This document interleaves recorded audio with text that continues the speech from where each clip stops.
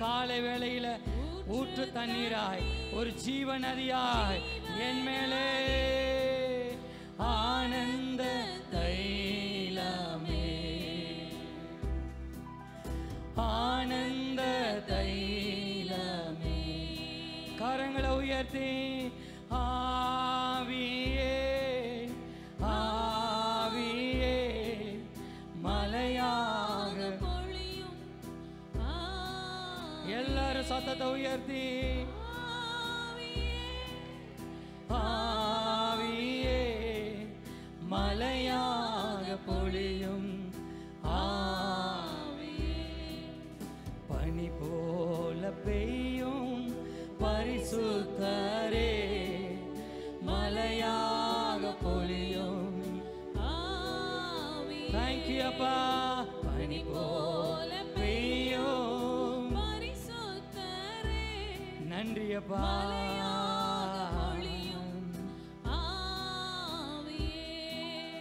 யுத்தங்கள் செய்பவரே யோர்தானை பிளந்தவரே யுத்தங்கள் செய்பவரே எனக்காக யுத்தங்களை செய்பவரே யோர்தானை பிளந்தவரே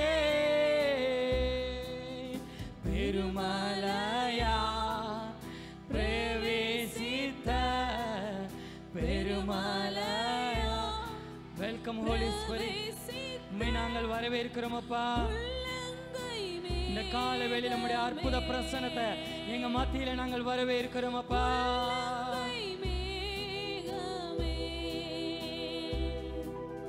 பனி போல பெய்யும் பரிசுத்தரே மலையாக பொழியும் ஆவியே பனி போல பெய்யும் பரிசுத்தரே மலையாக பொழியும் வறண்ட நிலங்களிலே வறண்ட நிலங்களிலே வாய்க்கால்கள் அமைப்பவரே வறண்ட நிலங்களிலே நன்றி வாய்க்கால்கள் அமைப்பவரே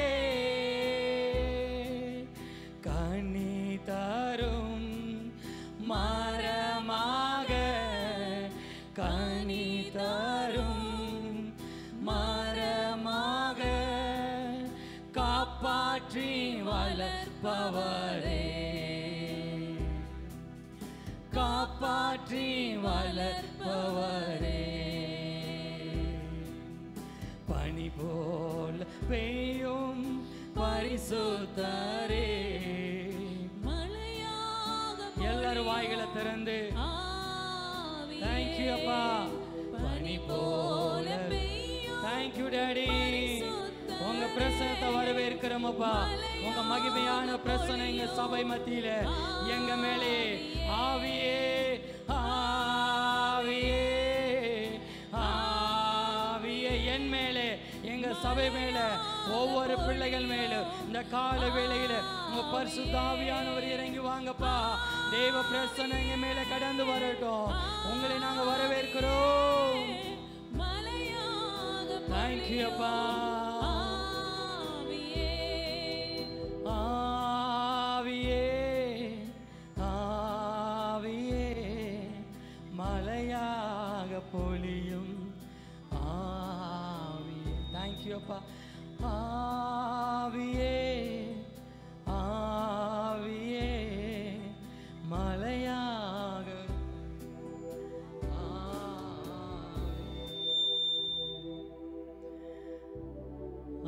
ஆவியே ஆவியே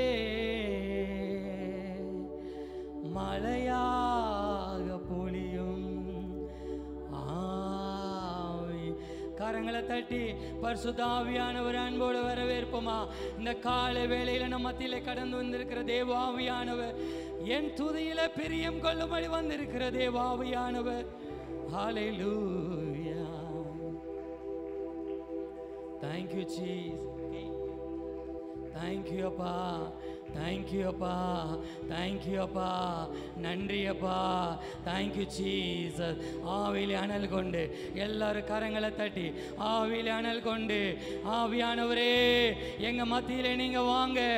ஆவியானவரே உங்க பரிசுத்த பிரசன்னம் எங்க மேல கடந்து வரட்டும். என்ன நிரப்புங்கப்பா, என்ன நிரப்புங்க. ஆனந்த தைலத்தினால் என்ன நிரப்புங்கப்பா. ஜீசஸ், இயேசு இயேசு இயேசு. ஹalleluya, ஹalleluya, ஹalleluya, ஹalleluya. எத்தனை பேர் ஆண்டவரை ஆராதிக்க மனமகிழ்ச்சியாய் நிற்கிறீங்க? ஆமென். மனமகிழ்ச்சியோட கர்த்தருக்கு ஆராதனை செய்யுங்க. ஹalleluya. கர்த்தரிடத்தில் மனமகிழ்ச்சியாய் இரு.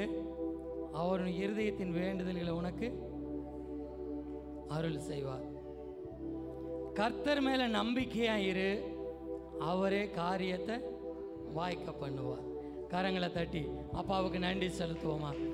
கர்த்தரிடத்தில் மனமகிழ்ச்சியா இருந்தா உங்க இருதயத்தின் வேண்டுதல்கள் வாய்க்கும். ஆமென். உங்க இருதயத்தின் வேண்டுதல்கள் என்ன என்பதை நீங்க சொல்றதுக்கு முன்னமே அவர் அறிகிறார். ஆமென்.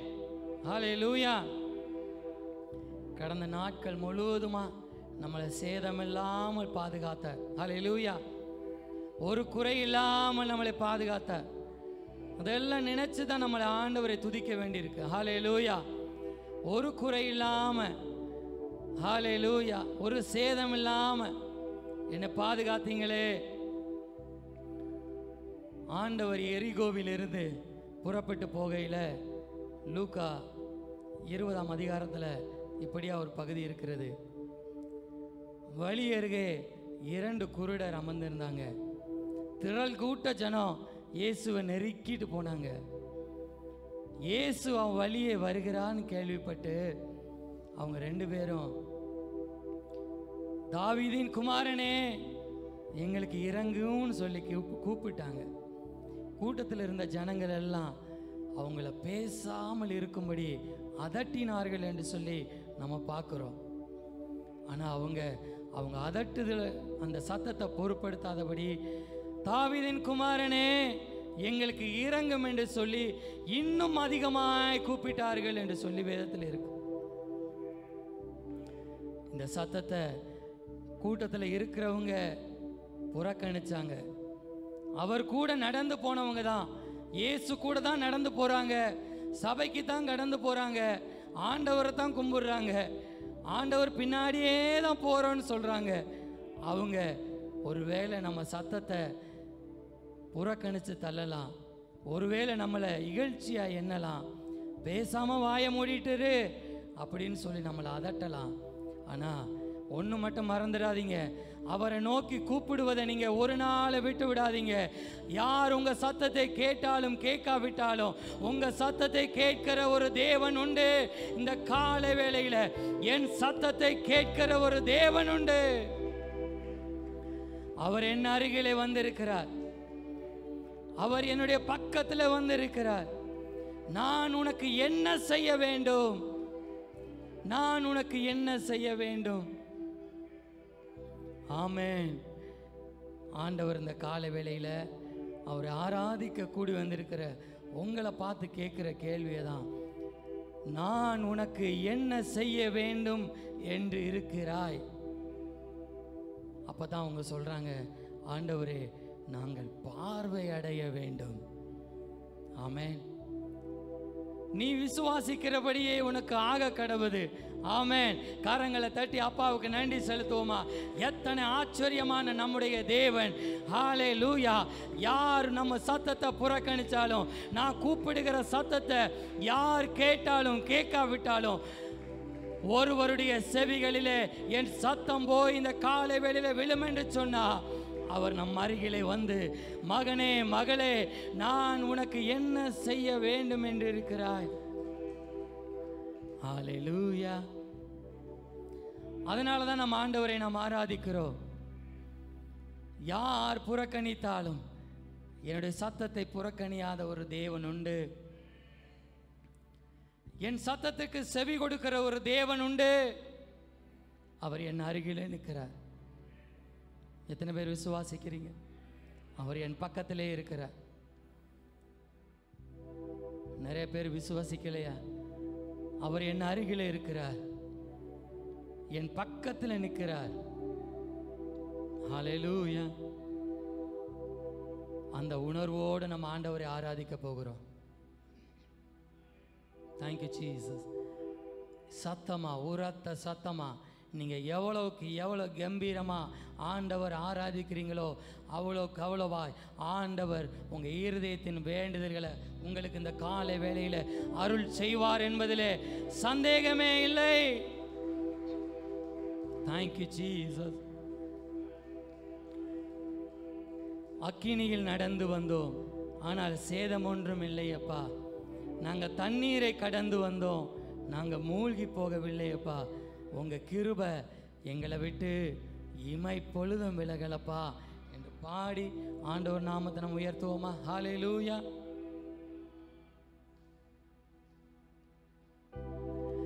அக்கினியில் நடந்து வந்தோ, ஆனால் சேதம் ஒன்றும் இல்லையப்பா. தண்ணீரை கடந்து வந்தோ, நாங்கள் மூழ்கி போகவில்லையப்பா. உங்க கிருபை இமை பொழுதும் விலகலப்பா. உங்க கிருபை, நீங்க தான் ஆராதிக்கிறீங்க, விலகலப்பா. அக்கினியில் நடந்து வந்தோம், அக்கினியில் நடந்து வந்தோம், ஆனால் சேதம் ஒன்றுமில்லையப்பா. தண்ணீரை கடந்து வந்தோ, நாங்கள் மூழ்கி போகவில்லையப்பா. உங்க கிருபை எங்களை விட்டு இமை பொழுதும் விலகலப்பா. உங்க கிருபை எங்களை விட்டு இமை பொழுதும் விலகலப்பா. எங்கள் தேவன் நீ, நாங்கள் போற்றிடும் எங்கள் கண்மலை நீ. எங்கள் தேவன் நீ, எங்கள் ராஜா நீ, நாங்கள் போற்றிடும் எங்கள் கண்மலை நீ. அக்கினியில் நடந்து வந்தோ, ஆனால் சேதம் ஒன்றும் இல்லையப்பா. தண்ணீரை நாங்கள் மூழ்கி போகவில்லையப்பா, வில்லையப்பா. உங்க கிருபை எங்களை விட்டு இமை பொழுதும் விலகலப்பா. உங்க கிருபை எங்களை விட்டு இமை பொழுதும் விலகலப்பா. எங்கள் தேவன் நீ, எங்கள் ராஜா நீ, நாங்கள் போற்றிடும் எங்கள் கண்மலை. எங்கள் தேவன் நீ, எங்கள் ராஜா நீ, நாங்கள் போற்றிடும் எங்கள் கண்மலை நீ. செங்கடலை நீ பிளந்தீ, செவ்வையான பாதை தந்தீ. எரிகோவின் கோட்டைகளை உம் யோசனையால் தகர்த்தி தகர்த்தி. செங்கடலை நீர் பிளந்தி, செங்கடலை நீ பிளந்தி. எல்லாரும் சத்தத்தை உயர்த்தி மன மகிழ்ச்சியோடு சந்தோஷமா ஆனந்த களிப்புடனே தேங்க்யூ அப்பா. யோசனையா தகர்த்தி கோலியாத்தின் கோஷங்களை ஒரு நொடியில் வென்று விட்டீ.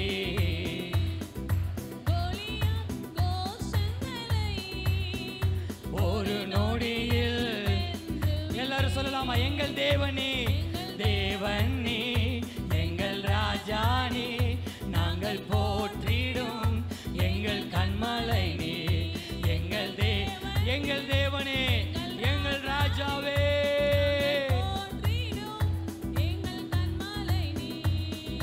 பலவித சோதனையா புடமிடப்பட்டோமையா பொன்னாக மாற்றிவிட்டே புது இருதயம் தந்துவிட்டே. சொல்லுங்க, பலவித சோதனையா புடமிடப்பட்டோமையா எங்களை பொன்னாக மாற்றினீரே. தேங்க்யூ அப்பா. பொன்னாக மாற்றிவிட்டே புது இருதயம் தந்துவிட்டே எங்கள் தலையை எண்ணெயினா அபிஷேகம் செய்துவிட்டே. இந்த காலை வேளையில் எத்தனை பேர் சொல்றீங்க, எங்க தலையை எண்ணெயினால அபிஷேகம் செய்கிறவரே, எங்க தலையை எண்ணெயினால, எங்க தலையை எண்ணெயினால். தேங்க்யூ அப்பா. அபிஷேகம் செய்து விட்டு கரங்களை தட்டி எங்க தலையை எண்ணெயினால் அபிஷேகம் செய்து விட்டு எங்கள் தேவனி, எங்கள் தேவனி, எங்கள் ராஜானி. தேங்க்யூ அப்பா. எல்லாரும் துதிக்கலாமா? எங்கள் தேவனி, எங்கள் ராஜானி, நாங்கள் போற்றிடும் எங்கள் கண்மலை நீ. அக்கினியில் நடந்து வந்தோ ஆனால் சேதம் ஒன்றும். எல்லாரும் கரங்களை தட்டி, சின்ன பிள்ளைங்க கை தட்டி பாடிங்க. எல்லாரும் கரங்களை தட்டி உற்சாகமா படிங்க. நாங்க மூழ்கி போகவில்லை அப்பா, உங்க கிருபை, உங்க கிருபை எங்களை விட்டு இமை பொழுதும் விலகாத கிருபையை நினைத்து, உங்க கிருபை விலகாதப்பா, மாறாத கிருபையை நினைத்து எங்கள் தேவனி, எங்கள் தேவனி, எங்கள் ராஜானி, நாங்கள் போற்றிடும் எங்கள் கண்மலை நீ. எங்கள் தேவனி, எங்கள் ராஜானி, நாங்கள் போற்றிடும் எங்கள் கண்மலை நீ. செங்கடலை நீ பிளந்தீ, செவ்வையான பாதை தந்தீ. எரிகோவின் எனக்கு முன்னே நிற்கிற எரிகோவின் தடைகளை இந்த காலை வேளையில உடைக்கிற தேவன் அவர். செங்கடலை நீ பிளந்தீ, செவ்வையான பாதை தந்தீ. எரிகோவின் கோட்டைகளை தேங்க்யூ டாடி தகர்த்தீ. கோலியாத்தின் கோஷங்களை ஒரு நொடியில், எனக்கு எதிரே நிற்கிற எல்லா கோலியாத்துகளையும் ஒரு நொடியிலே முறியடிக்கிற தேவன் அவர். ஒரு நொடியில் வென்று விட்டே எங்கள் தேவனி, எங்கள் ராஜானி, நாங்கள் போற்றிடும். எல்லாரும் உற்சாகமா ரஷகரபா பாபா ரியந்தரலரபா. தேவ மகிமை சபை மத்தியிலே கடந்து வருவதாக. எங்கள் தேவனி, எங்கள் தேவனி, நாங்கள் போற்றிடும் எங்கள் கண்மலை நீ. எங்கள் தேவனி, எங்கள் ராஜானி, நாங்கள் போற்றிடும் எங்கள் கண்மலை நீ. சீரை சாலை கதவுகளும் என் துதியினால் உடைந்திடுமே. சீரை சாலை கதவுகளோ என் துதியினால் உடைந்திடுமே. அபிஷேகம் எனக்குள்ளே நான் ஆடிப்பாடி மகிழ்ந்திடும். எனக்குள்ளே தேவ அபிஷேகம் என் மேலே, என் மேலே. எல்லாரும் சொல்லுங்க, என் மேலே இந்த காலை வேளையிலே நீர் என்னோடு இருக்கும் போது என்னால் வெற்றியே. ஜீசஸ், நீர் என்னோடு இருக்கும் போது என்னால் வெற்றி. தோல்வி எனக்கு இல்லையே, தோல்வி எனக்கு இல்லையே. நான் தோற்று போவது, எந்த சூழ்நிலையிலும் நீ தோற்று போக மாட்ட. எந்த சூழ்நிலையிலும் நீ தோற்று போக மாட்ட. தோல்வி எனக்கு இல்லையே, தோல்வி எனக்கு இல்லையே. நான் தோற்று போவதில்லை. அறிக்கையிடுவோமா? இயேசுவே அப்பா, நான் தோற்று போவதில்லை அப்பா, போவதில்லையே. மரணமே கூர் எங்கே, பாதாளம் ஜெயம் எங்கே, மரணமே கூர் எங்கே, பாதாளம் ஜெயம் எங்கே, கிறிஸ்து எனக்கு ஜீவன், சாவெனக்கு ஆதாயமே, ஆதாயமே, கிறிஸ்து எனக்கு ஜீவன், சாவெனக்கு ஆதாயமே. நீர் என்னோடு, நீர் என்னோடு இருக்கும் போது என்னால் வெற்றி வெற்றியே. எல்லாரும் அறிக்கையிடுவோமா? இயேசு என்னோடு இருக்கும் போது என்னாலும் தோல்வி எனக்கு இல்லையே, தோல்வி எனக்கு இல்லையே, நான் தோற்று போவதில்லையே, தோல்வி எனக்கு இல்லையே, நான் தோற்று போவதில்லையே. திரும்பமாக, தோல்வி எனக்கு இல்லையே, நான் தோற்று போவதில்லையே, தோல்வி எனக்கு இல்லையே, நான் தோற்று போவதில்லையே, தோல்வி எனக்கு இல்லையே, நான் தோற்று போவதில்லையே. சிறைச்சாலை, சிறைச்சாலை கதவுகளும் என் துதியினால் உடைந்திடுமே. எல்லா சிறைச்சாலை கதவுகளும் பூட்டப்பட்டிருக்கிற எல்லா அனுபவமும் இயேசுவின் நாமத்தினாலே திறப்பதாக. அபிஷேகம் எனக்குள்ளே சொல்லுங்க எல்லாரும், அபிஷேகம் எனக்குள்ளே மகிழ்ந்திடுவே, அபிஷேகம் எனக்குள்ளே நான் ஆடி பாடி மகிழ்ந்திடுவே, அபிஷேகம் என் மேலே, ஆவியானவர் எனக்குள்ளே, அபிஷேகம் என் தலை மேலே, ஆவியானவர் எனக்குள்ளே, அபிஷேகம் என் மேலே. எல்லாரும் சொல்லுங்க, அபிஷேகத்தினாலே நுகம் முறிந்து போகும். அபிஷேகம் வரும்போது எல்லா நுகங்களும் இயேசுவின் நாமத்தினாலே முறிந்து போகும். திரும்பவுமாக, இயேசுவின் நாமத்தினாலே அபிஷேகம் என் மேலே, என் தலை மேலே, சபை மேலே, என் குடும்பத்து மேலே தேவ அபிஷேகம் இந்த காலை வேளையில கடந்து வருவதாக.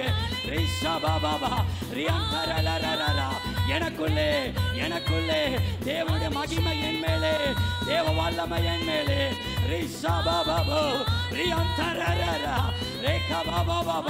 எல்லாரும் ஆவியில நிறைந்து அபிஷேகத்தினாலே தேவ பிள்ளைகள் தேவனை ஆராதிப்போமா. அந்நிய பாஷைகளாலே தேவனை துதிக்கிறோம், அந்நிய பாஷைகளாலே தேவனை துதிப்போமா.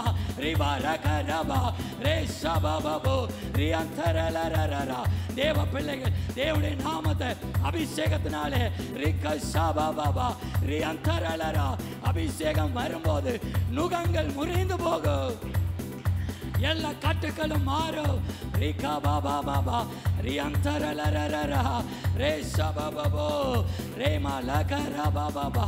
தேவ அபிஷேகம் என் மேலே, தேவ வல்லமை என் மேலே.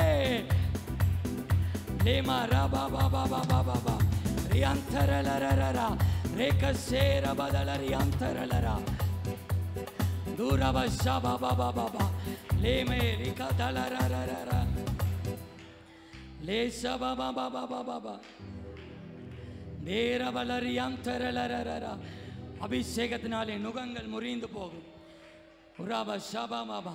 உன்னை கட்டி வைத்திருக்கிற எல்லா கட்டுகளும் அபிஷேகம் வரும்போது முறிந்து போகும். தேவ வல்லமையினாலே சிறைச்சாலையின் அனுபவங்கள் எல்லாம் திறக்கப்படும். பூட்டப்பட்ட எல்லா வாசல்களும் அபிஷேகம் வரும்போது திறக்கப்படும்.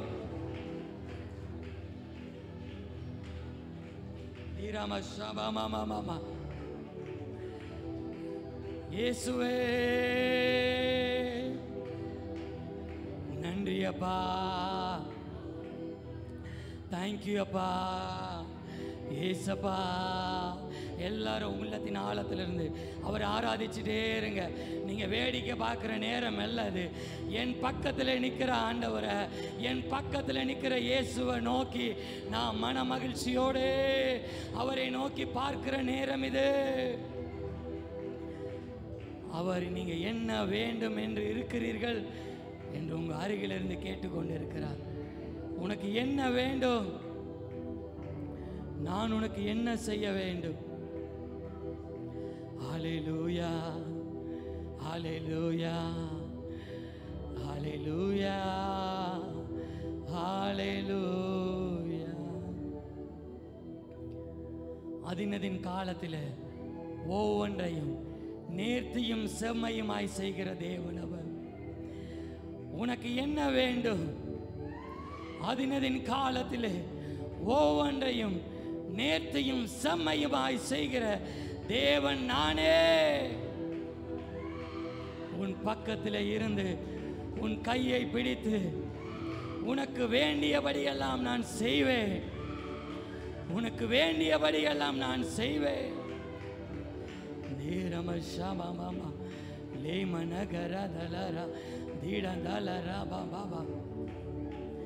யாரும் என் குரலை கேட்கல, யாரும் என் சத்தத்தை கேட்கல. நான் கூப்பிடுகிற சத்தம் யாருடைய செவிகளிலும் போய் விழல என்று ஒருவேளை வருத்தத்தோடு இருக்கீங்களோ, என் சத்தத்தை கேட்கிற ஒரு தேவன் உண்டு. என் கண்ணீரை காண்கிற ஒரு தேவன் உண்டு.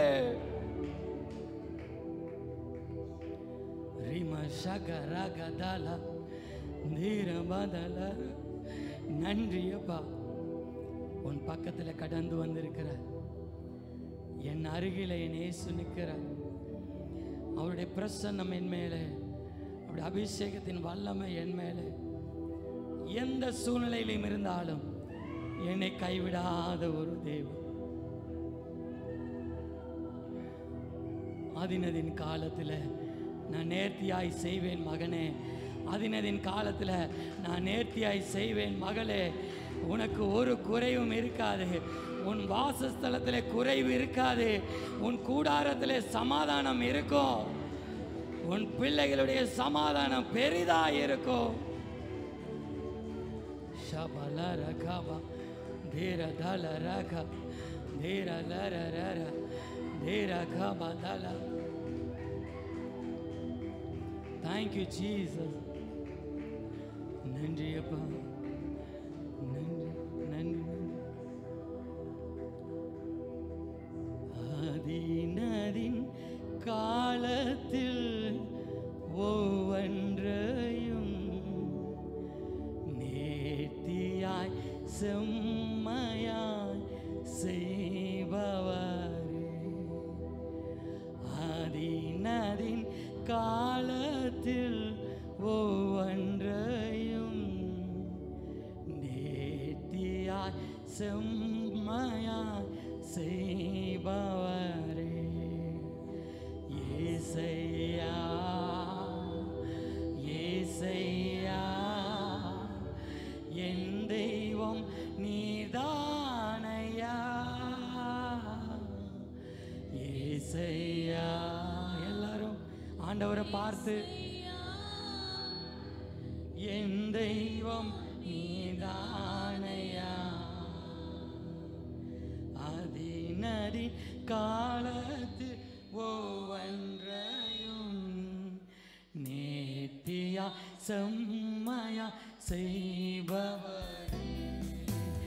அதினதி காலத்தில் ஒவ்வொன்றையும் நேர்த்தியாய் செய்பவர். கரங்களை உயர்த்தி, ஏசையா, ஏசையா, என் தெய்வம் நீதானையா. ஏசையா, ஏசையா, என் தெய்வம் நீதானையா. நம்பிக்கை வீண் போகாது, நிச்சயமா முடிவு உண்டு. சொல்லுங்க. வீண் போகாது,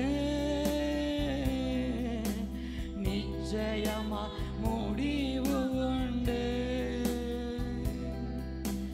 நற்செயல்கள் தொடங்கினீரே, எப்படியும் செய்து முடிப்பீர். நற்செயல்கள் தொடங்கினீரே, என் வாழ்க்கையில எப்படியும் செய்து முடிப்பீர். உறுதியாய் நம்புகிறேன். உங்க நம்பிக்கையை அறிக்கையிடுங்க. எப்படியும் செய்து முடிப்பீர். நான் நம்புறேன்ப்பா, நான் நம்புறேன்ப்பா, எப்படியும் செய்வீர். நான் நம்புறேன் ஆண்டவரே, நீர் என் வாழ்க்கையில எப்படியும் செய்வீர். எல்லாரும் கரங்களை உயர்த்தி ஏசையா, சபை ஆராதிக்கட்டும். என் தெய்வம் ஏசையா,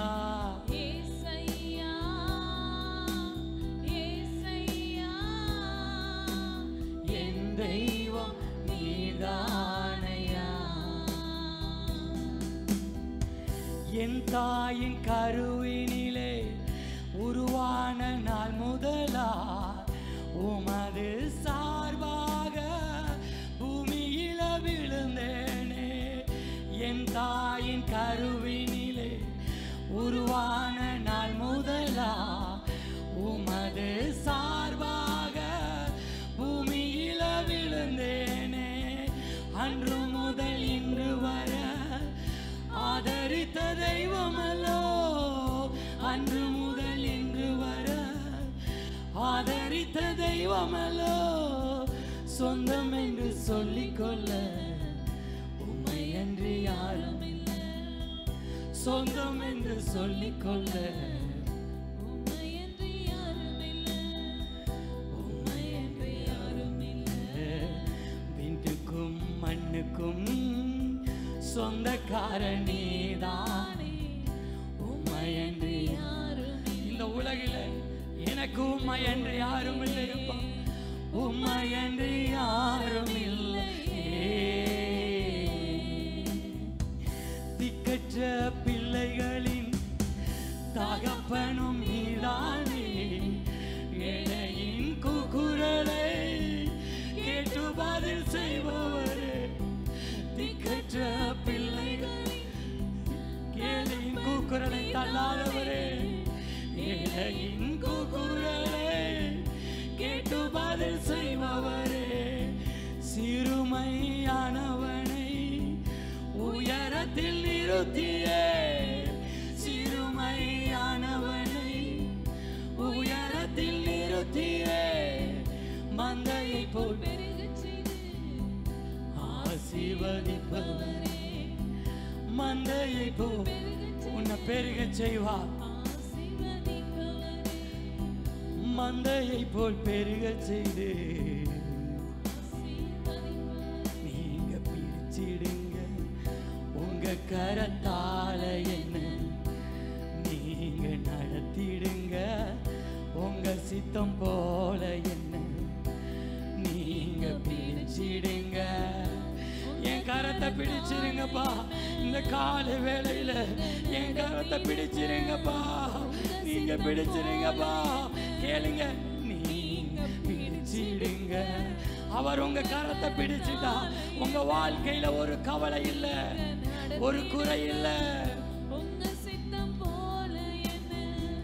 உம்மை நம்பி நடக்கிறே தகப்பனே. உங்க பாதை நன்மையை நம்புகிறேன். எல்லாரும் சொல்லலாம் அவரை பார்த்து. உம்மை நம்பி நடக்கிறே ஏசையா. உங்க பாதை நன்மையை நம்புகிறேன். நீங்க உங்க அருகாமையில் நிக்கிற இயேசுவை பார்த்து சொல்லுங்க. உங்க அருகாமையில் நிக்கிற அவரை பார்த்து என் கரத்தை நீங்க பிடிங்கப்பா. இந்த காலை வேளையில பிடிங்கப்பா. எங்களை நீங்க நடத்துங்கப்பா. ஜீசஸ்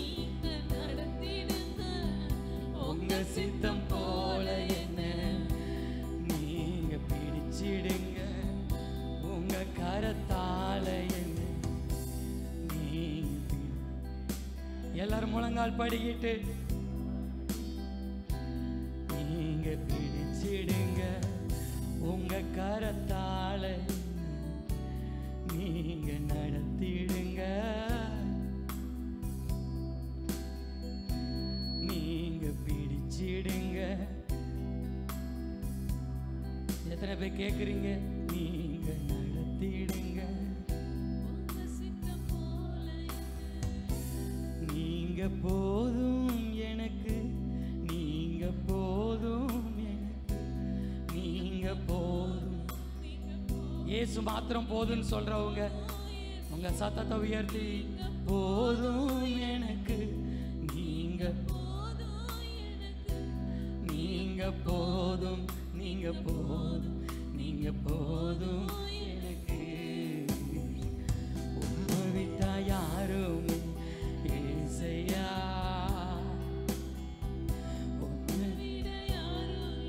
எனக்கு யார் இல்லப்பா, எனக்கு வழிகாட்ட யார் இல்லப்பா, எனக்கு பாதை காட்ட யார் இல்லப்பா. யாரும் ஏசையா, நீங்க போதும் எனக்கு, நீங்க போதும் எனக்கு, நீங்க போதும், நீங்க போதும், நீங்க போதும்.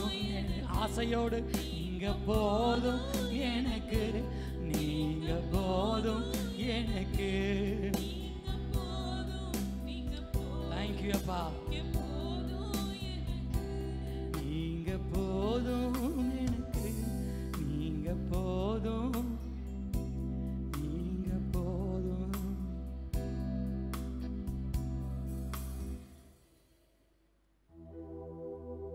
உங்க இருதயத்தின் ஆழத்திலிருந்து ஒரே ஒரு முறை அப்பாவை பார்த்து உண்மையாலுமே அவர் மாத்திரம் எனக்கு போதும் என்று சொல்றவங்க உங்க இருதயத்தில் கையை வச்சு உங்க அருகாமையில் நிற்கிற அவரை பார்த்து நீங்க போதும் எனக்கு, நீங்க போதும் எனக்கு, நீங்க போதும், நீங்க போதும், நீங்க போதும் எனக்கு. உம்மை விட்ட யாரும் இல்லை ஏசப்பா, உம்மை விட எனக்கு யாரும் இல்லைப்பா, உம்மை விட யாரும் இல்லை ஏசையா, உம்மை விட்ட யாரும் இல்லை. எங்க சத்தத்தை கேளுங்கப்பா, உம்மை நோக்கி கூப்பிடுகிறங்க சத்தத்தை கேளுங்கப்பா. அந்த குருடருடைய சத்தத்தை கேட்டீங்களே, நான் உனக்கு என்ன செய்ய வேண்டும் என்று கேட்டீங்களே, இந்த காலை வேளையில் எங்க சத்தத்தை கேட்டு மகனே மகளே நான் உனக்கு என்ன செய்ய வேண்டும், நான் உனக்கு என்ன செய்ய வேண்டும் என்று இருக்கிறார். எங்க சத்தத்தை கேளுங்கப்பா. உம்மையே தஞ்சமாய் கொண்டு வந்திருக்கிற எங்க கூக்குரலை கேளுங்க ஆண்டவரே, எங்க கதறுதலின் சத்தத்தை கேளுங்கப்பா. விண்ணப்பத்தை கேட்பவரே, கண்ணீரை காண்பவரே,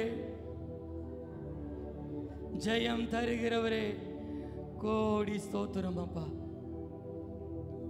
இந்த காலை வேளையில இம்மட்டுமாயுமே ஆராதிக்க கொடுத்த நல்ல கிருபைகளுக்காக, இந்த நல்ல நேரத்துக்காக உமக்கு நன்றி அப்பா. மீதமுள்ள எல்லா பகுதிகளிலும் இசப்பா நீங்க ஆளுகை செய்யுங்க. ஆராதித்த ஒவ்வொரு பிள்ளைகளோட வாழ்க்கையிலும் குறைவுகளை நிறைவாக்கி சமாதானத்தின் தேவன் தாமே கூட இந்த வழி நடத்துங்க. இயேசுவின் நல்ல நாமத்தில் ஜெபிக்கிறோம் நல்ல பிதாவே.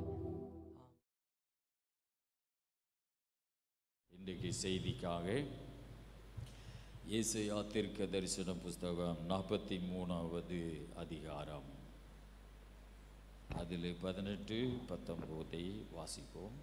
முந்தினவைகளை நினைக்க வேண்டாம், பூர்வமானவைகளை சிந்திக்க வேண்டாம். இதோ நான் புதிய காரியத்தை செய்கிறேன், இப்பொழுதே அது தோன்றும். நீங்கள் அதை அறியீர்களா? நான் வனாந்தரத்திலே வழியையும் அவாந்தர வெளியிலே ஆறுகளையும் உண்டாக்குவேன். நான் தெரிந்து கொண்ட ஹல்லேலூயா. ஜெபம். கர்த்தாவே, இந்த வார்த்தைகளை எல்லாம் உங்கள் கரங்களில் கொடுக்கிறோம். வானத்தையும் பூமியும் படைத்த தேவனுடைய வசனம் இது. என் வார்த்தைக்கு நடுங்குகிறவர்களை நான் நோக்கி பார்க்கிறேன் என்று சொன்ன கர்த்தர், இந்த வசனமானது கர்த்தாவே ஒரு பயபக்திக்குரிய உம்முடைய வார்த்தைகள். இந்த வார்த்தையை கர்த்தர் தாமே நீர் ஆசீர்வதியும், வந்திருக்கிற மக்களோடு பேசும், உம்முடைய அடியானையும் ஒரு பாத்திரமாய் பயன்படுத்தும். பரிசுத்த ஆவியானவரே நீரே ஆமே இந்த இடத்துல பேசுவீராக. அதனுடைய மகிமையெல்லாம் கர்த்தருக்கு மாத்திரம் செலுத்துகிறோம் இயேசு நாமத்தில். ஆமென். ஆண்டவருக்கு மகிமை உண்டாகட்டும். நான் வாசித்த வேத பகுதியிலே முந்தினவைகளை நினைக்க வேண்டாம், பூர்வமானவைகளை சிந்திக்க வேண்டாம். இதோ நான் புதிய காரியத்தை செய்கிறேன், இப்பொழுதே அது தோன்றும், நீங்கள் அதை அறியீர்களா? நான் வனாந்தரத்திலே வழியையும் அவாந்தர வெளியிலே ஆறுகளையும் உண்டாக்குவேன். கடவுளுடைய வார்த்தை நம்முடைய வாழ்க்கையை அது தூக்கி எடுத்து கட்டும். ஏனென்றால் அந்த வார்த்தையிலே உயிர் இருக்கிறது. கர்த்தருக்கு மகிமை உண்டாகட்டும். யாரெல்லாம் கர்த்தருடைய வசனத்தை மதிக்கிறார்களோ அவர்களுடைய வாழ்க்கையிலே கடவுள் தம்முடைய ஆசீர்வாதத்தை நிச்சயமாக அனுப்புவார். ஆண்டவருடைய வசனம் சொல்லுகிறது, முந்தினவைகளை நினைக்க வேண்டாம், பூர்வமானவைகளை சிந்திக்க வேண்டாம். பூர்வமானவைகள் என்றால் கடந்து போன நிகழ்ச்சிகள். ஆமென். முந்தினவைகள் சொல்றது அதுக்கு விளக்க தேவையில்லை. முந்தினவைகள் இதுக்கு முன்னே நடந்தது. கீழே இருக்கிற பூர்வமானவைகள் அதுவும் கடந்து போன நிகழ்ச்சிகள். அவைகளை நீங்கள் சிந்திக்க வேண்டாம். கடவுள் ஸ்தோத்ரா, இதை ஒரு நிறையா ஒரு அர்த்தங்கள் இருக்கிறது. முந்தினவைகளை நினைக்க வேண்டாம், கடந்து போனவைகளை சிந்திக்க வேண்டாம். முந்தினவைகளை நினைக்க வேண்டாம். நம்முடைய வாழ்க்கையிலே ஸ்தோத்ரா கடவுள் சில பாதைகள் வழியே நம்மை நடத்தி கொண்டு வந்திருப்பார். சில மனிதர்கள் நமக்கு விரோதமாக சில கிரியைகளை செய்திருப்பார்கள்.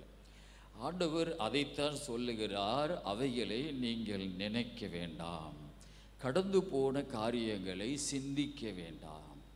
கடவுள் சொல்லுகிறது, மனிதர்கள் உங்களுக்கு தீங்கு செய்திருப்பார்கள், மனிதர்கள் உங்களுக்கு துன்பத்தை கொண்டு வந்திருப்பார்கள், அவைகளை எல்லாம் நீங்கள் நினைக்க வேண்டாம். அது ஒரு கடந்து போன ஒரு நிகழ்ச்சி, அவைகளை சிந்திக்க வேண்டாம். ஆனால் கடவுள் கடந்து பழைய வாழ்க்கையை நினைக்கணும்னு சொல்லுகிறார். அது என்னவென்றால், உங்களை கடவுள் சில கஷ்டமான பாதையிலே நடத்தி வந்திருப்பார். ஸ்தோத்ரா, ஆடுகளின் பின்னே நடந்த தாவீது ராஜாவாக இருக்கும்போது அவன் ஒரு பாவம் செய்கிறான். அப்பொழுது கடவுள் பழைய அவனுடைய தொழில், ஆடு மேய்க்கிற தொழில், அதை கர்த்தர் நினைப்புக்கு கொண்டு வருகிறார். ஆடு மேய்த்த உன்னை, ஆடுகளின் பின்னே நடந்த உன்னை, அவைகளை நினைக்கணுமா? எவைகளை நினைக்கக்கூடாது என்றால், மனிதர்கள் உங்களை துன்பப்படுத்தியிருப்பார்கள், மனிதர்கள் உங்களை கேவலமாக பேசியிருப்பார்கள், அவைகளை எல்லாம் நான் சிந்திக்கக்கூடாது. அவைகளை சிந்தித்து கொண்டே இருப்போம் என்றால் நம்முடைய வாழ்க்கையிலே நாம் கசப்புள்ளவர்களாக, பகமை உணர்வு உள்ளவர்களாக, கொஞ்சம் சாத்தானுக்கு இடம் கொடுக்கிறவர்களாக மாறி போய்விடுவோம். அதனால தான் கடவுள் சொல்லுகிறார், உங்களுடைய சத்துருக்களை நீங்கள் சிநேகியுங்கள். அல்லேலூயா. ஏன் ஆண்டவர் ஸ்தோத்ரா கடந்து போன முந்தினவைகளை நீங்கள் நினைக்க வேண்டாம், கடந்து போன நிகழ்ச்சிகளை, கடந்து போன காரியங்களை நீங்கள் சிந்திக்க வேண்டாம்.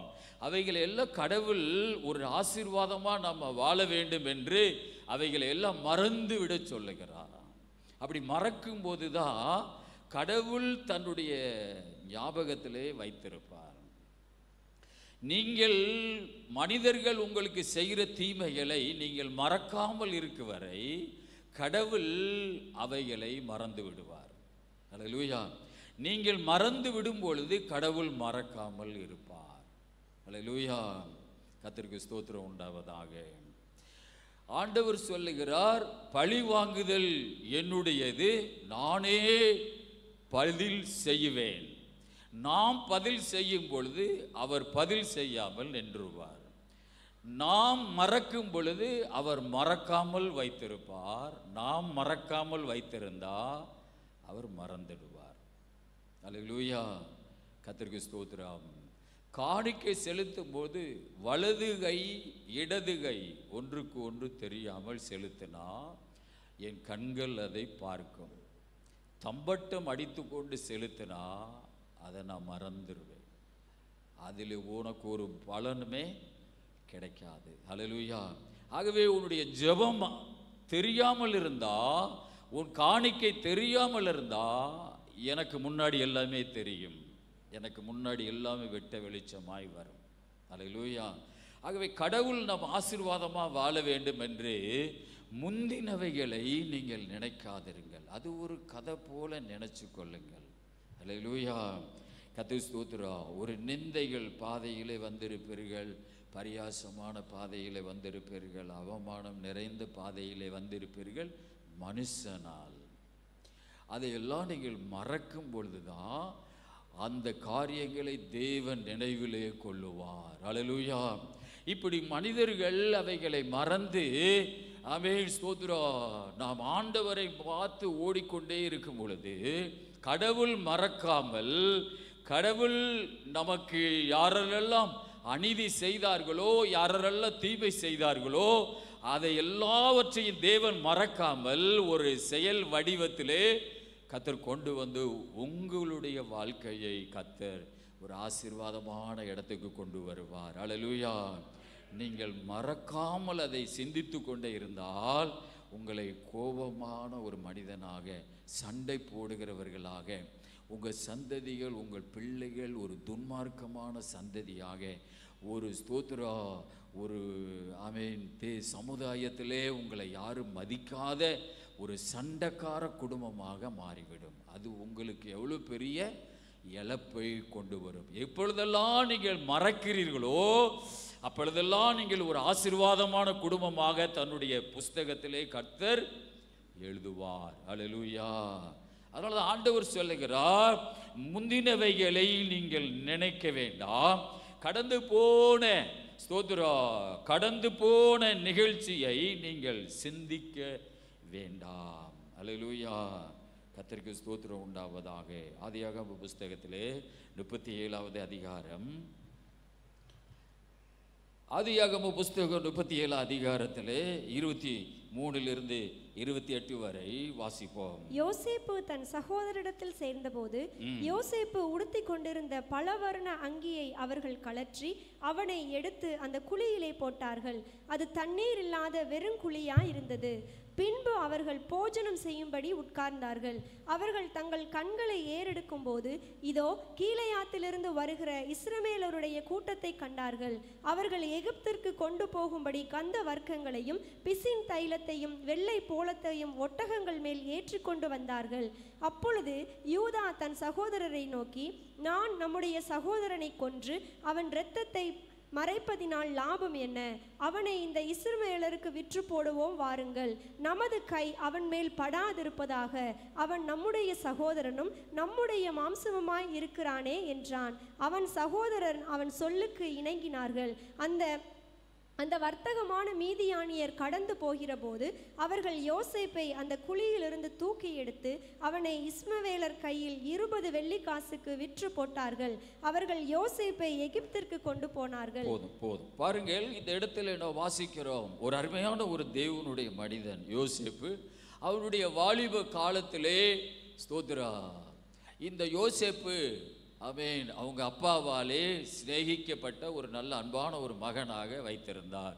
அந்த யாக்கோபுக்கு 12 பிள்ளைகள். ஆனால் இந்த யோசேப்பை அவன் இந்த தகப்பன் அவன் நல்ல அழகான ட்ரெஸ்ஸு வாங்கி கொடுத்து, நல்ல சாப்பாடு கொடுத்து, ரொம்ப அன்பாக இந்த யோசேப்பை யாக்கோபு வளர்த்தார். அதனாலே மற்ற சகோதரர்கள் எல்லாரும் அவன் மேலே பொறாமை கொண்டு ஸ்தோத்திரா அவனுடைய வளர்ச்சியை தடுக்க, அவனை கொல்ல, அவனை கொலை செய்ய அவர்கள் எல்லாரும் திட்டம் போட்டார்கள். கூட பிறந்த சகோதரர்கள் யாக்கோவுக்கு 12 பிள்ளைகள், யோசேப்பும் அவனுடைய தம்பியும் கடைசி ஆமேன் இளைய ஆமேன் பிள்ளைகள். ஸ்தோத்திரம். ஆகவே இந்த இடத்துல நான் வாசிக்கிற பொழுது சகோதரர்கள் ஒரு இடத்துல ஆடு மேய்க்கிறார்கள். அவர்களுக்கு உணவு கொண்டு போ என்று யாக்கோபு சொல்லி இந்த உணவை சுமந்து கொண்டு ஆடு மேய்க்கிற சகோதரர்களுக்கு கொண்டு கொடுக்க போகிறான். ஆகவே அப்படி கொடுக்க போகும் பொழுது அவன் காட்டுக்குள்ள அங்கே யாரும் அவனை பாதுகாக்க யாரும் இல்லை. அதனால மற்ற சகோதரர்கள் எல்லாரும் அவனுடைய உணவை வாங்கி கொண்டு அவனுடைய வஸ்திரத்தை உரிந்து ஸ்தோத்ரா அவனை குழியிலே தள்ளி அவன் கொண்டு வந்த உணவை உட்கார்ந்து சாப்பிட்டு கொண்டிருந்தார்கள்.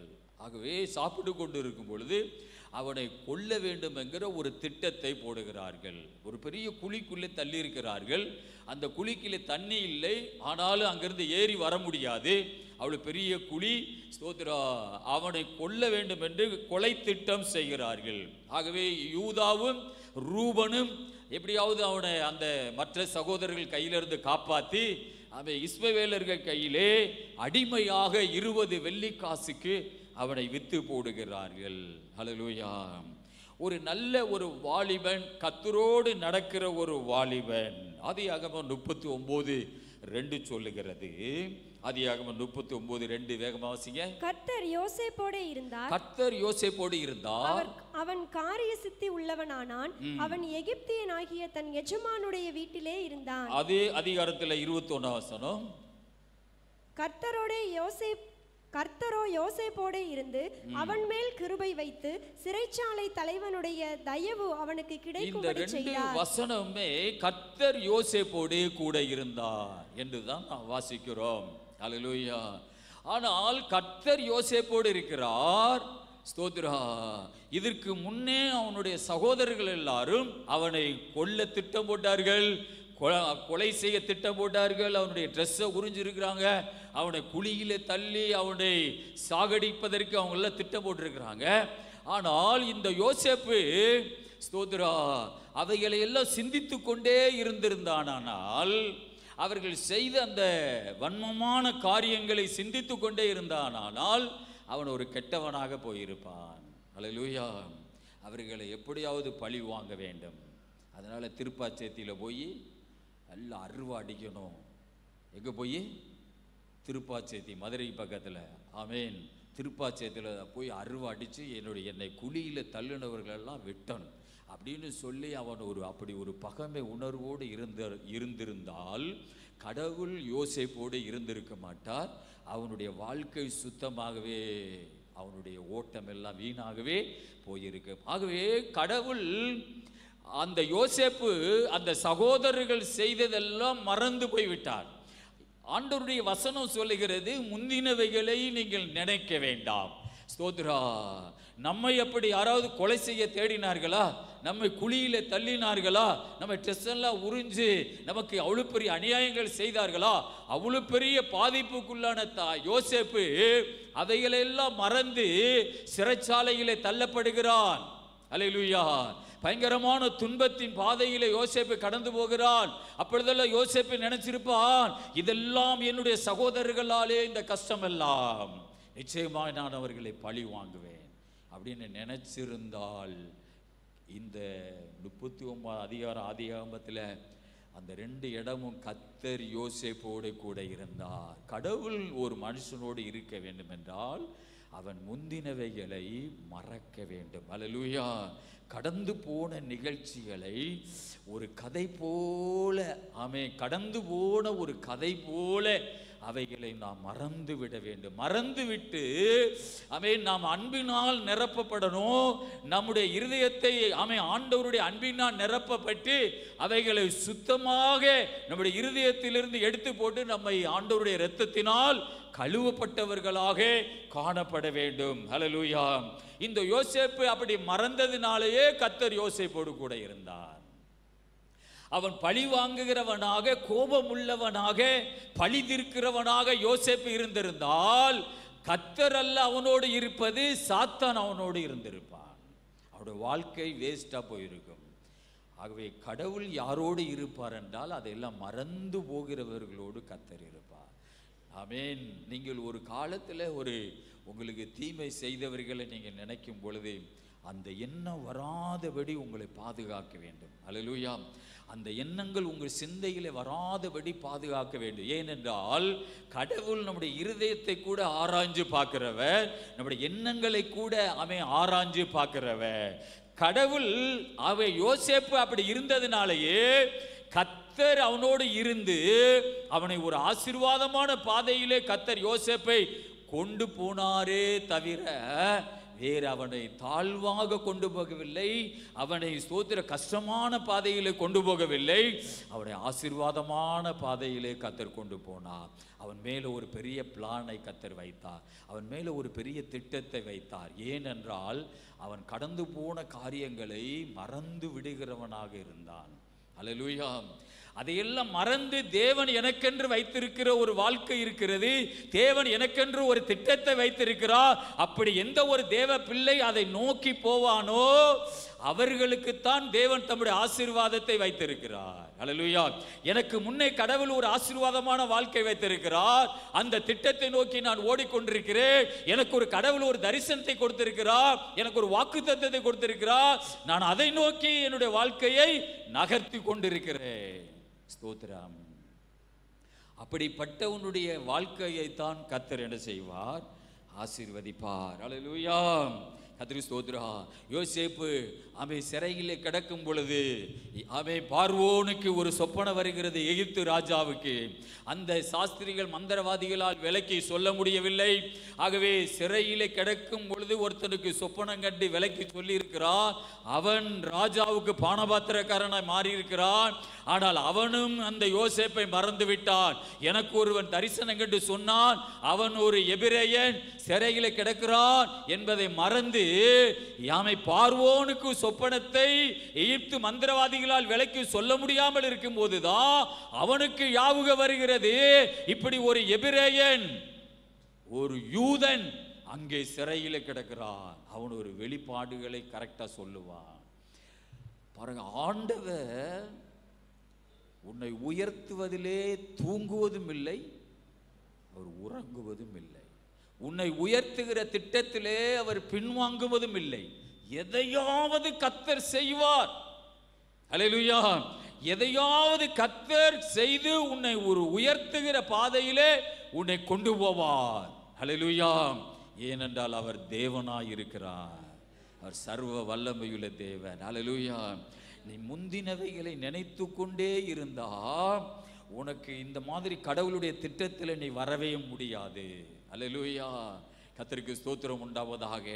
எத்தனை குடும்பங்கள் உலகத்தில் அழிஞ்சு போவது ஏன்? அப்படி நினைத்து கொண்டே இருப்பதனால்தான், கசப்புகளையும் கோபங்களை இருதயத்தில் வைத்து கொண்டே இருப்பதனால்தான் அவர்கள் முன்னேற முடியாமல் போய்விடுகிறது. ஆனால் யோசேப்போ அவைகளை எல்லாம் அவன் மறந்து போனவனாக இருந்தான். ஆதியாகம புஸ்தகத்தில் 41வது அதிகாரம் 51வது வசனமும் 52வது வசனத்தை வாசிப்போம். யோசேப்பு, என் வருத்தம் யாவையும் என் தகப்பனுடைய குடும்பம் அனைத்தையும் நான் மறக்கும்படி தேவன் பண்ணினார் என்று சொல்லி மூத்தவனுக்கு மனாசே என்று பெயரிட்டான். நான் சிறுமைப்பட்டிருந்த தேசத்தில் தேவன் என்னை பள்ளுக பண்ணினார் என்று சொல்லி இளையவனுக்கு எப்ராஹிம் என்று பெயரிட்டான். பாருங்கள், இந்த யோசேப்புக்கு அந்த பார்வோன் அங்கே ஒரு பெண்ணை திருமணம் முடித்து கொடுக்கிறார். இப்ப யோசேப்பு பார்வோனுக்கு அடுத்த ஸ்தானத்தில், ராஜாவுக்கு அடுத்த ஸ்தானத்தில் என்கிற ஒரு பெரிய பதவியில கடவுள் அவனை வைத்திருக்கிறார். அல்லேலூயா. செல்வம் குமிஞ்சு கிடக்கிறது, தானியங்கள் வீட்டில் குமிஞ்சு கிடக்கிறது, எல்லா அதிகாரங்களும் யோசேப்புக்கு குமிஞ்சு கிடக்கிறது. கொஞ்சம் யோசித்து பாருங்க, சிறையில் கிடந்த ஒரு மனிதனை கடவுள் தூக்கி எடுத்து இப்போ அவன் பொன்னும் தங்கமும் வெள்ளியும் வீட்டில் குமிஞ்சு கிடக்குது. அல்லேலூயா. பணம் குமிஞ்சு கிடக்குது, அதிகாரம் குமிஞ்சு கிடக்குது. அல்லேலூயா. ஸ்தோத்ரா. ராஜாவுக்கு அடுத்த ஸ்தானத்திலே அவன் யோசேப்பை கர்த்தர் உயர்த்தி இருக்கிறார். அவனுக்கு 2 குழந்தைகள் பிறக்கிறது. மூத்த மகன் மனாசே, அவன் என்னன்னு சொல்லுகிறான்? யோசேப்பு, என் வருத்தம் யாவையும் என் தகப்பனுடைய குடும்ப அனைத்தையும் நான் மறக்கும்படி தேவன் என்னை ஆமென் ஆசீர்வதித்தார். மறக்கும்படி தேவன் பண்ணினார் என்று சொல்லி மூத்தவனுக்கு மனாசே என்று பெயரிட்டார். பாருங்க, அவன் ஒரு வார்த்தை சொல்றான் பாருங்க, என் தகப்பன் குடும்பத்தை மறக்கும்படி தேவன் பண்ணினார். அல்லேலூயா. அதை மறந்து போனதினாலேயே நான் அப்படி ஒரு வார்த்தையை சொல்லி மனாசே என்று பெயர் வைக்கிறான். கர்த்தருக்கு ஸ்தோத்திரம். இன்றைக்கு எத்தனையோ பேர் 20 பேர் 22 பேரை பழி வாங்குகிற கொலைகள் மதுரையில், அவை உசிலம்பட்டியில் எங்கெங்கோ நடக்கிறது. பழி வாங்குறதுலேயே 20 பேர் இறந்துட்டாங்க, 22 பேர் இறந்துட்டாங்க. அல்லேலூயா. இந்த மாதிரி ஒரு துன்மார்க்கர்கள் இந்த உலகத்திலே வேதத்துக்கு செவி கொடுக்காதவர்கள் இருப்பார்கள் என்றால் நாடு அழிந்து போய்விடும். அல்லேலூயா. ஸ்தோத்திரா. ஆண்டவராய் இயேசு கிறிஸ்துவினுடைய சத்தியத்தை ஒரு மனிதன் சரியாய் கேட்டு கீழ்ப்படியாவிட்டால் இப்படி கொலைகள் நடந்து கொண்டே இருக்கும். அல்லேலூயா. ஆகவே யோசேப்பு சொல்லுகிறான், இப்ப யோசேப்புக்கு அதிகாரம் இருக்கிறது, யோசேப்பு கையில் ஆர்மி இருக்கிறது, குதிரை ரதங்கள் இருக்கிறது. அல்லேலூயா. இப்ப நினைச்சா கொஞ்சம் ஒரு 10-50 பேரை ரதங்களை அனுப்பி அவன் யாக்கோவுடைய பெத்த பிள்ளைகளை இவனை குழியில தள்ளினவர்களை அப்படியே சுத்தமாக ஒரு சிம்பிளா ஒரு ஈஸியா கொலை செய்யலாம். ஆனால் அவன் அந்த யோசனையே அவனுக்கு வரவே கிடையாது. அல்லேலூயா. ஸ்தோத்திரா. அங்கே வசனம் சொல்லுகிறது, என் தகப்பன் குடும்பம் அனைத்தையும் மறக்கும்படி தேவன் பண்ணினார். ஆமென். தகப்பன் குடும்பத்தை மறந்ததுனாலேயே இவ்வளவு பெரிய ஆசீர்வாதம். அண்ணன் தம்பிகளுடைய வேதனையை மறந்ததுனாலேயே அவர்களுடைய இடுக்கம், அவருடைய நெருக்கங்கள், அவர்கள் கொண்டு வந்த துன்பங்கள், அவர்கள் தந்த இடரல்கள், அவங்க படுத்தின வேதனை எல்லாம் அவன் மறந்ததுனாலேயே இவ்வளவு பெரிய ஆசீர்வாதம். அல்லேலூயா. அங்கே ஆண்டவர் சிலுவையிலே தொங்கும் பொழுது ஆண்டவரை சாவுறதுக்கு முன்னே சொல்லுகிறார், பிதாவே இவர்களை மன்னியும், இவர்கள் அறியாமல் அல்லவா இவர்கள் செய்கிறார்கள். இன்னைக்கு சினிமாக்காரங்க இயேசு சொன்ன வசனத்தை எடுத்து இன்னைக்கு பேசுகிறாங்க. யார் இப்படி பேச முடியும்? கடவுள் தான் இப்படி பேச முடியும். ஆகவே அவர் ஒரு தேவகுமாரன். பிதாவே இவர்களுக்கு மன்னியும், இவர்கள் அறியாமல் செய்கிறார்கள். தன்னை அடித்த, தன்னை குத்தின, தன்னுடைய இரத்தத்தை வெளியே கொண்டு வந்த போர்ச்சேவர்களை பார்த்து இயேசு சொல்லுகிறார், இவர்கள் அறியாமல் செய்கிறார்கள், இவர்களுக்கு மன்னியும் ஆண்டவரே. இதுதான் நம்முடைய இயேசப்பாவுடைய சுபாவம். அல்லேலூயா. இதைத்தான் நாம் கற்றுக்கொள்ள வேண்டும். கர்த்தருக்கு மகிமை உண்டாவதாக. என் தகப்பன் குடும்பத்தை தேவன் மறக்க பண்ணினார் என்று சொல்லி மூத்தவனுக்கு மனாசே என்று பெயரிட்டு, நான் சிறுமைப்பட்டிருந்த தேசத்தில் தேவன் என்னை பலுக பண்ணினார். அவன் வாயினாலேயே சொல்றான் பாருங்க, தேவன் என்னை பலுக பண்ணினார் என்று சொல்லி இளையவனுக்கு எப்ராயிம் என்று பெயரிட்டார். கடவுள் ஒரு குடும்பத்தை பலுக பண்ணணும்னா நீ ஒரு சம்பவத்தை மறக்கணும். அல்லேலூயா. ஸ்தோத்திரம். இன்றைக்கும் சில ஈன புத்தி உள்ளவர்கள் உலகத்தில் இருக்கிறாங்க. அல்லேலூயா. ஸ்தோத்திரா. அதை மறக்காமல் நினைச்சிட்டே இருப்பாங்க. ஆனால் கடவுள் ஒருபோதும் அந்த குடும்பத்தை உயர்த்தவே முடியாது. அல்லேலூயா. ஸ்தோத்திரா. ஆமென். நீ ஆண்டவர் சமூகத்தில் போய் அழுகலாம், ஆண்டவரே எவ்வளவு துன்பத்தை எனக்கு கொண்டு வந்தாங்க, ஆனால் வெளியே வரும்போது நீ அதை மறந்துடணும். அல்லேலூயா. ஸ்தோத்திரா. வேதம் சொல்லுகிறது, அன்னாள் ஜெபம் பண்ணி முடித்த பின்பு அப்புறம் அவள் துக்க முகமாய் இல்லவே இல்லை. பெண்ணினால் என்கிறவளுக்கு கர்த்தர் குழந்தை கொடுத்திருக்கிறார். அன்னாளுடைய கற்பத்தை அடைத்திருக்கிறார். கர்த்தர் பெண்ணினாளுக்கு குழந்தை கொடுத்தது அன்னாளுக்கு இடையூறு செய்வதற்காக அல்ல. அல்லேலூயா. உனக்கு கர்த்தர் அழக கொடுத்தது அழகில்லாதவர்களை வேதனைப்படுத்துவதற்காக அல்ல. உனக்கு பணத்தை கொடுத்தது பணம் இல்லாதவர்களை கேலி பண்ணுவதற்காக அல்ல. பெண்ணினாளுக்கு குழந்தை கொடுத்தது குழந்தை இல்லாத அன்னாளை பரியாசம் பண்ணுவதற்காக அல்ல, அவளுக்கு உதவியாயிருப்பதற்காக. அல்லேலூயா. ஆகவே அவளுடைய வேதனையை தாங்க முடியாதபடி, பெண்ணினாளுடைய வேதனையை தாங்க முடியாதபடி ஆலயத்தில் போய் அன்னாள் அழுகிறாள். ஆமென். ஸ்தோத்திரா. பெண்ணினால் டெய்லி அன்னாளை துன்பப்படுத்துகிறவளாக இருந்தால், ஆனால் அன்னாலோ பதில் பேசாமல் அழுது கொண்டிருக்கிறவளாக, எங்கே போய் தேவ சமூகத்திலே அழுகிறவளாக அன்னாள் இருந்தாள். அல்லேலூயா. ஆனா அன்னாள் ஜெபம் பண்ண பின்னாடி அப்புறம் அவள் துக்க முகமாய் இருந்ததே இல்லை. இந்த துக்கம் இருந்தா பழசு மனசுக்குள்ள இருக்குது. அல்லேலூயா. துக்கம் இல்லை என்றால் பழசெல்லாம் கடவுள் இரத்தத்தினால் கழுவி அதை சுத்திகரித்து அதை கடலிலே என்ன செஞ்சார்? சமுத்திரத்திலே எரிந்து விட்டார். அல்லேலூயா. கர்த்தருக்கு ஸ்தோத்திரம். ஆகவே சமுத்திரத்திலே எரிந்ததை அவன் மனசிலே உனக்குள்ளே எரிந்து கொண்டே இருக்கலாமா? அல்லேலூயா. அதையெல்லாம் ஆண்டவர் சமுத்திரத்தில் எரிந்து விட்டார். ஆகவே நீ அதை மறந்து நீ ஏசப்பாவை நோக்கி நீ ஓட ஆரம்பி. அல்லேலூயா. அன்னாளுடைய வாழ்க்கை சரித்திரத்தில் இடம்பெற்றது. அன்னாளுடைய சந்ததி சரித்திரத்தில் இடம்பெற்றது. பெண்ணினாள் என்கிறவள் அவன் குப்பையிலே தள்ளப்பட்டாள். அல்லேலூயா. அன்னாள் சரித்திரத்திலே எழுதப்பட்டால், பெண்ணினால் குப்பையிலே தள்ளப்பட்டாள்.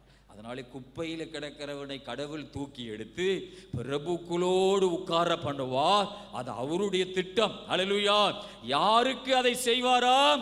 மறந்து விடுகிறவர்களுக்கு. அல்லேலூயா. ஆனால் ஒன்றை நீ மறக்க கூடாது. ஆடுகள் பின்னே நடந்தியே அதை மறக்க கூடாது. தாழ்வில் கிடந்த உன்னை கர்த்தர் தூக்கி எடுத்தாரே அதை நீ மறக்க கூடாது. தாழ்வில் நினைத்தவரை துதியுங்கள், அவர் நல்லவர், அவர் கிருபை என்றும் உள்ளது. தாழ்விலே நினைத்தவரை நீ மறக்க கூடாது. நான் இப்படி ஒரு நாள் இப்படி நடந்து வந்தேன், ஏழை தாயினுடைய மகன் நான் டீ வித்தேன் ட்ரெயின்ல. அல்லேலூயா அப்படின்னு ஒருவர் சொல்லி கொண்டிருக்கிறார். எத்தனை பேருக்கு ஞாபகம் வருது? ஏழை தாயினுடைய மகன் ட்ரெயினில் டீ வித்தே இன்றைக்கு 10 லட்சம் ரூபாய்க்கு ட்ரெஸ் என்ன செய்கிறார்? அவர் போடுகிறார். அல்லேலூயா. அரசியல்வாதியே பழையதை மறக்காமல் சொல்லி ஆமேன் அவர் அரசியலில் பிரசங்கம் பண்ணுகிறார். தேவ பிள்ளையே, ஆடுகளின் பின்னே நடந்த தாவீதே, அதை நீ மறக்க கூடாது. ஆனா எதை நீ மறக்கணும்? அல்லேலூயா. கர்த்தருக்கு ஸ்தோத்திரம். சவுல் உனக்கு செய்த தீமையை மறந்துரு. சகோதரர்கள் எல்லாம் உன்னை அடிக்க வந்தாங்களே, கோலியாத்த அடிக்க போகும் பொழுது எங்கடா வந்தன்னு சொல்லி அதை நீ மறந்துரு.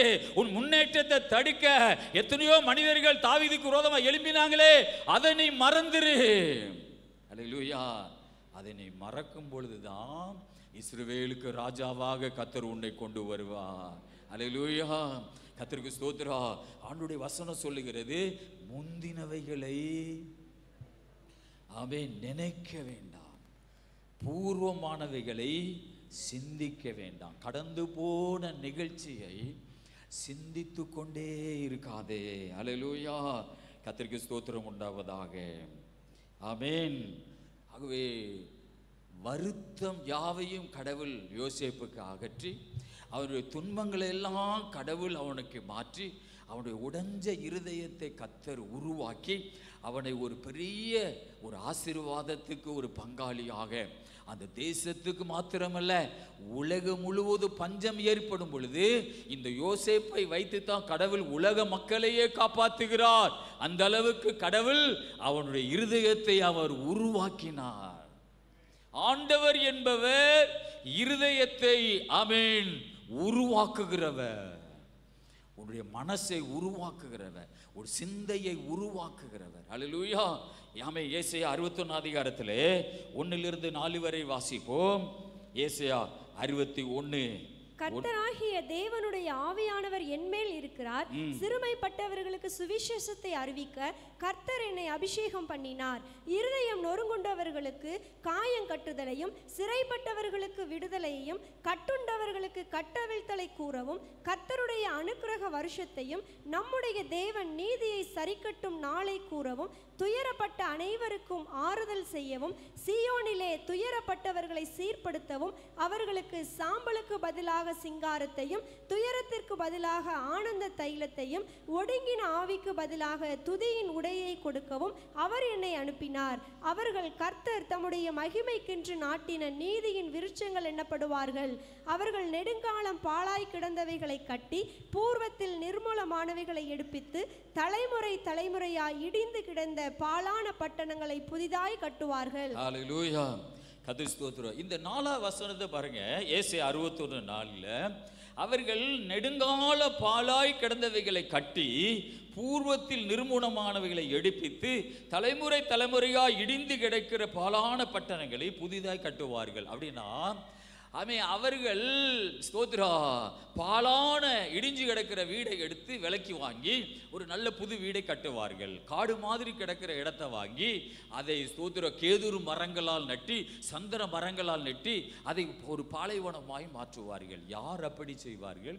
யாருக்கு கர்த்தர் அந்த ஆசீர்வாதத்தை கொடுப்பாரா? இருதயம் நொறுங்குண்டவர்களை ஆமென் குணமாக்கினவர்கள். அல்லேலூயா. அந்த 1ஆம் வசனத்திலிருந்து நீங்க படிச்சு பார்த்தீங்கன்னா இருதயம் நொறுங்குண்டவர்கள் குணமாக்கப்பட்டிருக்கிறார்கள். அல்லேலூயா. சாம்பல்ல கிடந்தவர்களை கர்த்தர் தூக்கி எடுத்திருக்கிறார். ஆமென். துயரத்துக்கு பதிலாக அவர்களுக்கு ஆனந்த தைலத்தை கொடுத்திருக்கிறார். இப்படி கடவுள் ஆண்டவராய் இயேசு கிறிஸ்துவை தான் இந்த 61ஆம் அதிகாரத்திலே குறிக்கிறது.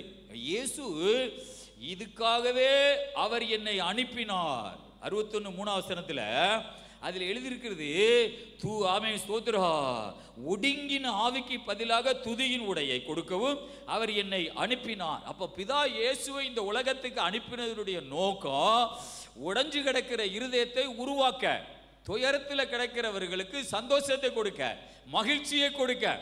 அல்லேலூயா. அப்படி உருவாக்கப்பட்டவர்கள், இருதயம் உருவாக்கப்பட்டவர்கள் பாழான இடங்களை வாங்கி அதை பசுமையான இடமாய் மாற்றுவார்கள். அப்படின்னா அவர்கள் ஆசீர்வாதமான ஒரு சந்ததியா மாறுவார்கள். அல்லேலூயா. இல்லை என்னுடைய இருதயத்தை யாரும் சரியெல்லாம் பண்ண வேண்டாம், என் இருதயம் உடைஞ்சே கிடக்கட்டும், என் இருதயத்திலே நிறையா ஈட்டிகள் பாஞ்சிருக்கிறது, அது அப்படியே இருக்கட்டும். அல்லேலூயா. நான் இந்த மாதிரியாகவே நான் போகிறேன், நான் சபைக்கு வரமாட்டேன், சத்தியத்துக்கு கீழ்ப்படிய மாட்டேன், இப்படியே என்னை துன்பப்படுத்துறவங்கள நினச்சி, இப்படியே என்னை இருதயத்தை உடைச்சவங்களே நினச்சி நான் அப்படியே கிடக்க போகிறேன் அப்படின்னு கிடந்தா கடவுள் அவர்கள் பாழான இடங்களை எடுத்து பசுமையான இடமாய் மாற்ற முடியாது. இருதயத்தை கடவுள் கையிலே கொடுத்து இயேசு சொல்லுகிறார், இதற்காகவே பிதா என்னை இந்த உலகத்துக்கு அனுப்பினார். அப்போ பிதாவாகிய தேவன் இயேசுவை அனுப்பினதுடைய நோக்கம் நம்முடைய இருதயத்தை மனிதர்கள் நொறுக்கி இருக்கிறார்கள், நம்முடைய இருதயத்தில் வேதனையை கொண்டு வந்திருக்கிறார்கள், துயரத்தை கொண்டு வந்திருக்கிறார்கள். யோசேப்பு சொல்லுகிறார், என் தகப்பன் குடும்பத்தையும் அந்த துயரங்களை எல்லாம் மறக்கும்படி தேவன் செய்தார். அப்ப தேவனுடைய திட்டம் என்ன? அதையெல்லாம் சரி செய்து நீ உருவாக்கப்படும் போது, உன் இருதயம் என்னுடைய கண்ட்ரோலுக்குள்ள வரும்போது உன் இருதயம் உருவாக்கப்படுகிறது. உன் இருதயம் உருவாக்கப்படும் பொழுது பாழான இடங்களை நீ வாங்கி பசுமையான இடமாய் மாற்றுவாய். அல்லேலூயா. உருவாக்கப்படலைன்னா பசுமையான இடத்தை வாங்கி பாழான இடமாய் மாற்றுவார்கள். அல்லேலூயா.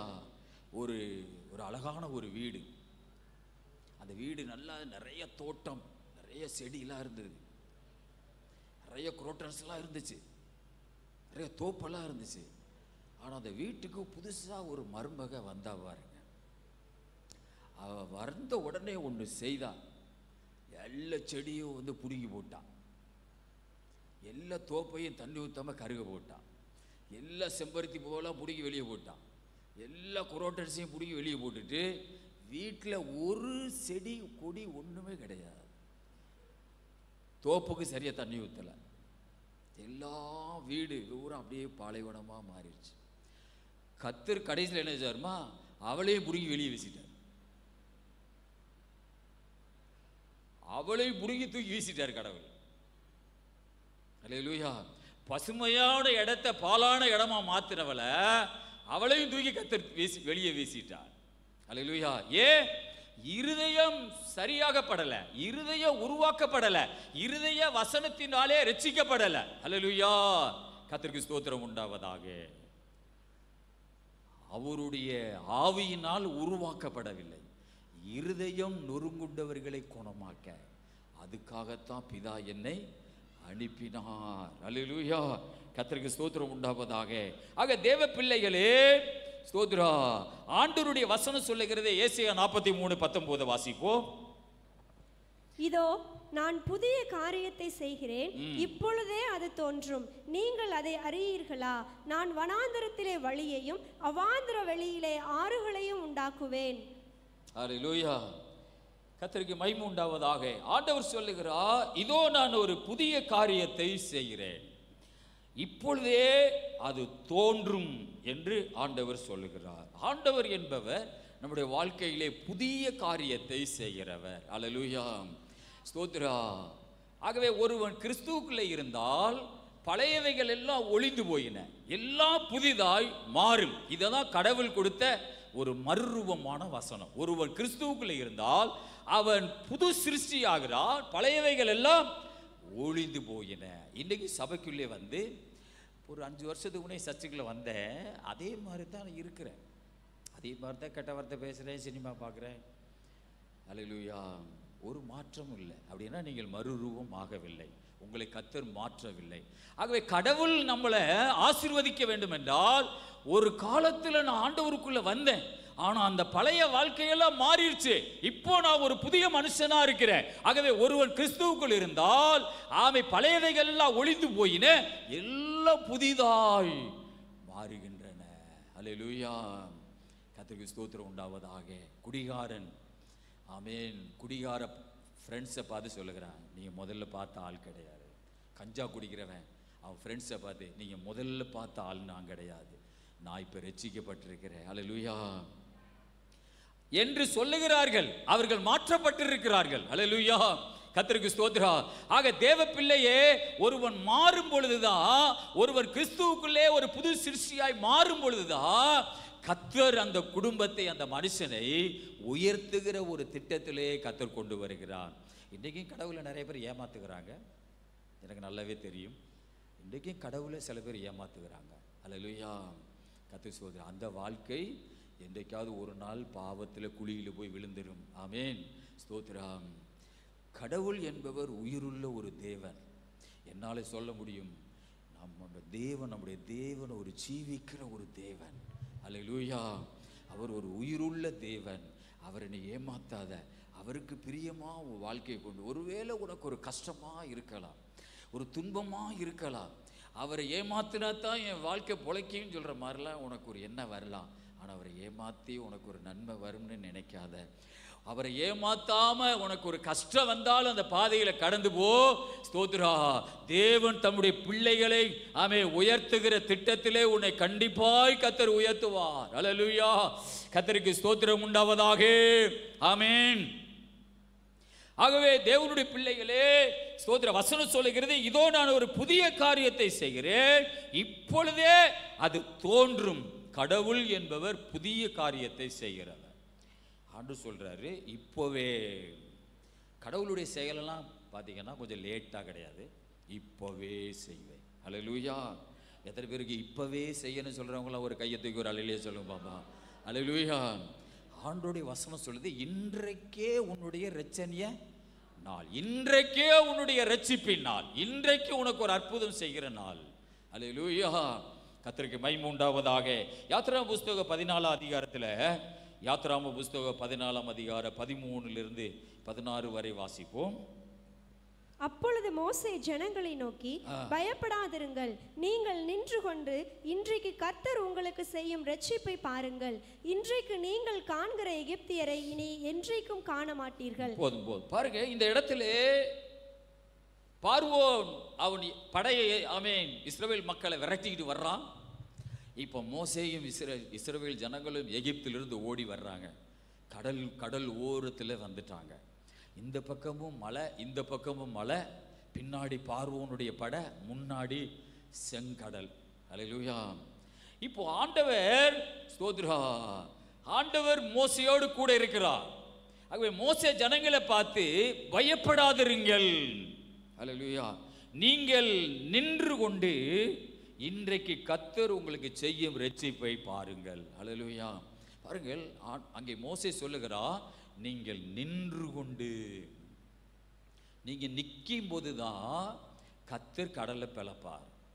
அல்லேலூயா. நின்று கொண்டுன்னு சொல்றத கொஞ்சம் ஆழமா நீங்க யோசிங்க. நீ நின்று கொண்டு. ரூபனை பார்த்து யாக்கோபு சொல்லுகிறான், தண்ணீரை போல தளம்பினவனே நீ மேன்மை அடைய மாட்டாய். அப்படின்னா ஸ்ட்ராங்கா நிற்காதவனே, கற்புல ஸ்ட்ராங்கா நிற்காதவனே, தண்ணீரை போல தளம்பினவனே நீ மேன்மை அடைய மாட்டாய். நீ நிற்கணும். நீ நிற்கும் போதுதான் கர்த்தர் உனக்காக யுத்தம் பண்ணுவார். எந்த இடத்துல நிற்க போற, கடவுள் உன்னை எந்த இடத்துல நிற்க சொல்லி இருக்கிறாரோ அந்த இடத்துல நீ நில்லு. அல்லேலூயா. கடவுளுடைய வழியில நில்லு, அவருடைய வசனத்தில் நீ நில்லு. ஆனா மோசே சொல்லுகிறா, நீங்கள் நின்று கொண்டு இன்றைக்கு கர்த்தர் உங்களுக்கு செய்யும் ரட்சிப்பை பாருங்கள். இன்றைக்கு கர்த்தர் செய்ய போறா. ஆனா நீ நிற்கணும். நீ ஓடக்கூடாது, நீ பயப்படக்கூடாது, நீ கடலில் உழுது சாக போறன்னு சொல்லக்கூடாது. திரும்பி ஆமென் அந்த பார்வோன் கையில் போய் அவன் பட்டயத்துக்கு இரையாக போறான்னு திரும்பி ஓடிராத, நீ நில்லு. அல்லேலூயா. நீ நின்று கொண்டு இன்றைக்கு கர்த்தர் உங்களுக்கு செய்யும் ரட்சிப்பை பாருங்கள். ஆண்டவர் என்ன செய்ய போறாரா, இன்றைக்கு காண்கிற எகிப்தியனை இனி என்றைக்குமே நீ காண போறது கிடையாது. அல்லேலூயா. கர்த்தருக்கு ஸ்தோத்திரம் உண்டாவதாக. ஒரு ஊழியக்காரர் இங்கே வந்திருந்தார் ராமேஸ்வரத்துக்கு. அவர் ஒரு சிஎஸ்ஐ சபையை சேர்ந்தவர். அவர் பிறக்கும்போது அவருடைய உணவு போகிற குடல் ஒட்டி சப்பி போய் இருந்திருக்கு. அதனால் குழந்தையில பால் குடிக்கும்போது உணவு போயிட்டு, அடுத்து சில இட்லிகளை பிணைஞ்சு பிஸ்கட்டை கொடுக்கும்போது அது ரிட்டனில் வெளியே வருது. உடனே அவங்க டாக்டரை போய் காமிக்கும் பொழுது, தண்ணி மாதிரி ஆகாரம் தான் உங்கள் குழந்தைக்கு இறங்கும், ஏன்னா உணவு போகிற அந்த குடல் இப்படி சப்பி போய் இருக்குது. அதனால டாக்டர் என்ன சொல்றார், 12 வயதில் ஒரு ஆப்ரேஷன் பண்ணணும் அப்படின்னு சொல்லிட்டார். ஆனால் சில நேரம் செத்து போனாலும் போயிடும். அந்த குடல் அப்படியே எடுத்துட்டு, நான் சொல்ற ரொம்ப காலத்துக்கு முன்னே மருத்துவம் டெவலப் ஆகுறதுக்கு முன்னே, ஸ்தோத்ரா, அப்போ அந்த 12 வயது வரை அந்த குழந்தைக்கு பால் அவன் சாப்பாடை மிக்சியில் அடித்து லிக்விடு மாதிரி தண்ணி மாதிரி உள்ளே ஊற்றி 12 வயசு ஆயிடுச்சு கொண்டு போகிறாங்க. கொண்டு போனால் டாக்டர் சொல்கிறாரு ஆப்ரேஷன் பண்ணுவோம். அவன் அவங்க தாய் தகப்ப கையெழுத்து போடுறாங்க. கையெழுத்து போடும்போது அவங்க 2 பேர் படித்தவங்க, கணவன் மனைவி. அந்த சிஎஸ்ஐ சபையில் ஒரு பெரிய மூப்பர் மாதிரி இருக்கிறவங்க இந்த தாயின் தகப்பனும். அதில் எழுதியிருக்குது, ஒருவேளை என் குழந்தை இறந்தாலும் டாக்டர் பொறுப்பல்ல அப்படின்னு எழுதியிருக்குது. அதில் கையெழுத்து போட போது அழுதுட்டாங்க 2 பேரும். இல்லை நாங்கள் இப்படி லிக்விடாக கொடுத்தே காப்பாற்றிக்கிற சொல்லி கூட்டிகிட்டு போயிட்டாங்க. திரும்பவும் உடம்பு தேரலை. திரும்ப 19 வயசில் கொண்டு வர்றாங்க. கொண்டு வந்து திரும்ப ஆப்ரேஷன் பண்ணுன்னு கொண்டு வரும்போது திரும்பவும் அந்த ஃபைலில் எழுதியிருக்குது, இந்த குழந்தை இறந்தாலும் நாங்கள் பொறுப்பல்ல. திரும்பவும் வந்துட்டாங்க வீட்டுக்கு. ரட்சிப்பு இல்லை, வசனத்தில் ஒரு வாழ்க்கை இல்லை. ஒரு நாள் அந்த ஊரில் ஒரு கூட்டம் நடந்திருக்குது. ஒரு ஆவிக்குரிய பாஸ்டர் அவர் ஒரு கூட்டம் நடத்துகிறார். இந்த கூட்டத்துக்கு 3 நாள் இந்த வாலிப தம்பி 19 வயசு தம்பி முன்ன போய் உட்கார்ந்தான். நல்லா சத்தியத்தை கேட்டான். எத்தனை பேர் கர்த்தருக்கு ஒப்பு கொடுக்குறீங்கன்னு சொல்லி முன்ன வாங்கன்னு கூப்பிடும்பொழுது இந்த வாலிப தம்பி உடனே போய் நானும் கர்த்தருக்கு என்னை ஒப்பு கொடுக்குறேன்னு ஒப்பு கொடுத்துட்டான். ஹல்லேலூயா. அந்த ஒப்பு கொடுக்கும்பொழுது அந்த பாஸ்டர் அவங்க தலையில் கை வச்சு ஜெபம் பண்ணார். எத்தனை பேர் ஞானஸ்நானம் எடுக்கிறீங்க கையை தூக்க சொன்னார். இந்த வாலிப தம்பி கையை தூக்கிட்டான். ஞானஸ்நானம் கொடுக்கும்போது அந்த பாஸ்டர் கடல் தண்ணிக்குள்ள வச்சு தலையில கை வச்சு சொன்னாரா, இன்றைக்கு நீ காண்கிற எகிப்தியனை இனி என்றைக்கும் நீ காண மாட்டாய். யாருக்குமே இந்த வசனத்தை ஞானஸ்நானம் எடுக்கும்போது யாருமே சொல்லவே மாட்டாங்க. அவர் வெளியூருக்காரரு, இவர் வியாதியும் அவருக்கு தெரியாது, இவர் வியாதியை யாற்றையும் சொல்லவும் கிடையாது. இன்றைக்கு நீ காண்கிற எகிப்தியனை என்றைக்கு காண மாட்டாய். ஞானஸ்நானம் எடுத்துட்டு போய் ஸ்கேன் பண்ணி பார்த்தா குடல் எல்லா மனுஷனுக்கு மாதிரி விரிஞ்சு இருக்கிறது. ஹல்லேலூயா, ஆமென். அதை காணுமே காணோம். அந்த சப்பி போன ஒட்டி போன அந்த இற குடலு. உடனே அவர் கர்த்தருடைய ஊழியத்துக்கு என்று ஒப்பு கொடுத்தார். ஒரு பெரிய பாஸ்டரா இன்னைக்கு இருக்கிறார். ஹல்லேலூயா. அப்ப இன்றைக்கு காண்கிற எகிப்தியனை இனி என்றைக்கு காண மாட்டாய் என்று சொல்லுவது உன்னை வேதனைப்படுத்துகிற, உன்னை துன்பப்படுத்துகிற, உனக்கு சம்பளமே கொடுக்காம உன்னை அடிக்கிற, உனக்கு சாப்பாடே கொடுக்காம உன்னை சாட்டையால் அடிக்கிற உன்னை துன்பப்படுத்துகிற அது எல்லாம் கர்த்தர் இன்றைக்கு சொல்லுகிறார், இன்னிலிருந்து நீ பார்க்க போறதே கிடையாது. அதனாலதான் கர்த்தர் சொல்லுகிறார், நான் ஒரு புதிய காரியத்தை நான் செய்ய போறேன். ஹல்லேலூயா, கர்த்தருக்கு மகிமை உண்டாவதா. ஓ, கடவுள் என்பவர் சேலஞ்ச் பண்ணி உன் வாழ்க்கையில் அற்புதத்தை கொண்டு வர முடியும். ஆமென், ஸ்தோத்திரா. ஒரு சேலஞ்ச் பண்ணி உன் வாழ்க்கையில் அற்புதத்தை கொண்டு வருவார். என்னாலே அதை செய்ய முடியும். ஹல்லேலூயா, கர்த்தருக்கு ஸ்தோத்திரா. உன் வாழ்க்கையில கர்த்தர் ஒரு புதிய காரியத்தை செய்வார். ஆமென். ஆண்டவர் சொல்லுகிறார், இதோ நான் ஒரு புதிய காரியத்தை செய்கிறேன், அது இப்பொழுதே தோன்றும். என்ன செய்ய போறார்? இன்றைக்கு காண்கிற எகிப்தியனை இனி என்றைக்கு நீ காண போவதே இல்லை. ஹல்லேலூயா, ஸ்தோத்திரா. உண்மையாவா? எகிப்தியன் தான் வந்து என்னை எழுப்புவான். டேய் எழுந்துடுறா, உனக்கெல்லாம் ஒரு தூக்கமா? ஹல்லேலூயா. நம்ம ஊர்ல ஒருத்தர் இருக்கிறார், அவர் ஒருத்தர் கணக்கு பிள்ளையா இருந்தாராம். அவர் சொன்னாரா, ஏண்டா ஒரு வேலைக்காரனுக்கெல்லாம் செருப்பாடா அப்படின்னு சொல்லி என்ன செஞ்சாராம், கேவலமாக பேசினாராம். அன்னையிலிருந்து அவர் என்ன செய்யறது இல்லையா, செருப்பு போடுறது இல்லையா. ஒரு வேலைக்காரனுக்கு உனக்கெல்லாம் செருப்பா, செருப்பு போட்டுட்டு போறேன்னு சொன்னதுனால அவர் அன்னையிலிருந்து அந்த செருப்பு போடுறதில்லை. செருப்பு போடாதவரை கடவுள் என்ன செஞ்சாரு, உயர்த்தினார். அல்லேலூயா. இந்த பார்வோனுடைய ஆமென் எகிப்தியர்கள் ராணுவம் வந்து, டேய் எழுந்துடுறா, இவ்வளவு நேரம் தூங்குற அடிமை, உனக்கு தூக்கமா? எதிர்த்து வேலையை பாடுறா. எழுப்புறவன் அவன் தான், அதற்றவன் அவன் தான், சாப்பாடு கொடுக்காம அடிக்கிறவன் அவன் தான். ஆனா ஆண்டவர் சொல்றாரு, ஒரு புதிய காரியத்தை உன் வாழ்க்கையில் நான் செய்ய போறேன். இன்றைக்கு காண்கிற எகிப்தியனை இனி என்றைக்கும் நீ காணப்போவதே கிடையாது. அல்லேலூயா. அப்படியே கடவுளுடைய வாழ்க்கையை மாத்த போறார். அப்படியே கடவுள் திருப்பி போட போகிறார். அல்லேலூயா, கர்த்தருக்கு ஸ்தோத்திரம். உன்னை துன்பப்படுத்தின அதே எகிப்தியர்கள், அந்த ராணுவம் கடல்ல செத்து மிதக்கிறத உன் கண்களால் பார்க்க போறாய். ஆமென். ஆண்டவர் சொல்லுகிறார், ஸ்தோத்திரா. அந்த 14 வசனத்துல கர்த்தர் உங்களுக்காக யுத்தம் பண்ணுவார். ஏன் ஆண்டவர் ஸ்தோத்திரா நம்முடைய வாழ்க்கையிலே புதிய காரியத்தை செய்கிறேன் என்று சொல்லுவார் என்றால், கர்த்தர் யுத்தம் பண்ண போகிறார். நீ இல்ல நான் தான் யுத்தம் பண்ணுவேன், கர்த்தர் யுத்தம் பண்ண முடியுமா வேண்டாம் அப்படின்னு நீ சொல்லிட்டா கர்த்தர் யுத்தம் பண்ண மாட்டா. கர்த்தர் சொல்றாரு, நான் உனக்காக யுத்தம் பண்ணுவேன். ஆனா நாம என்ன செய்யணுமா?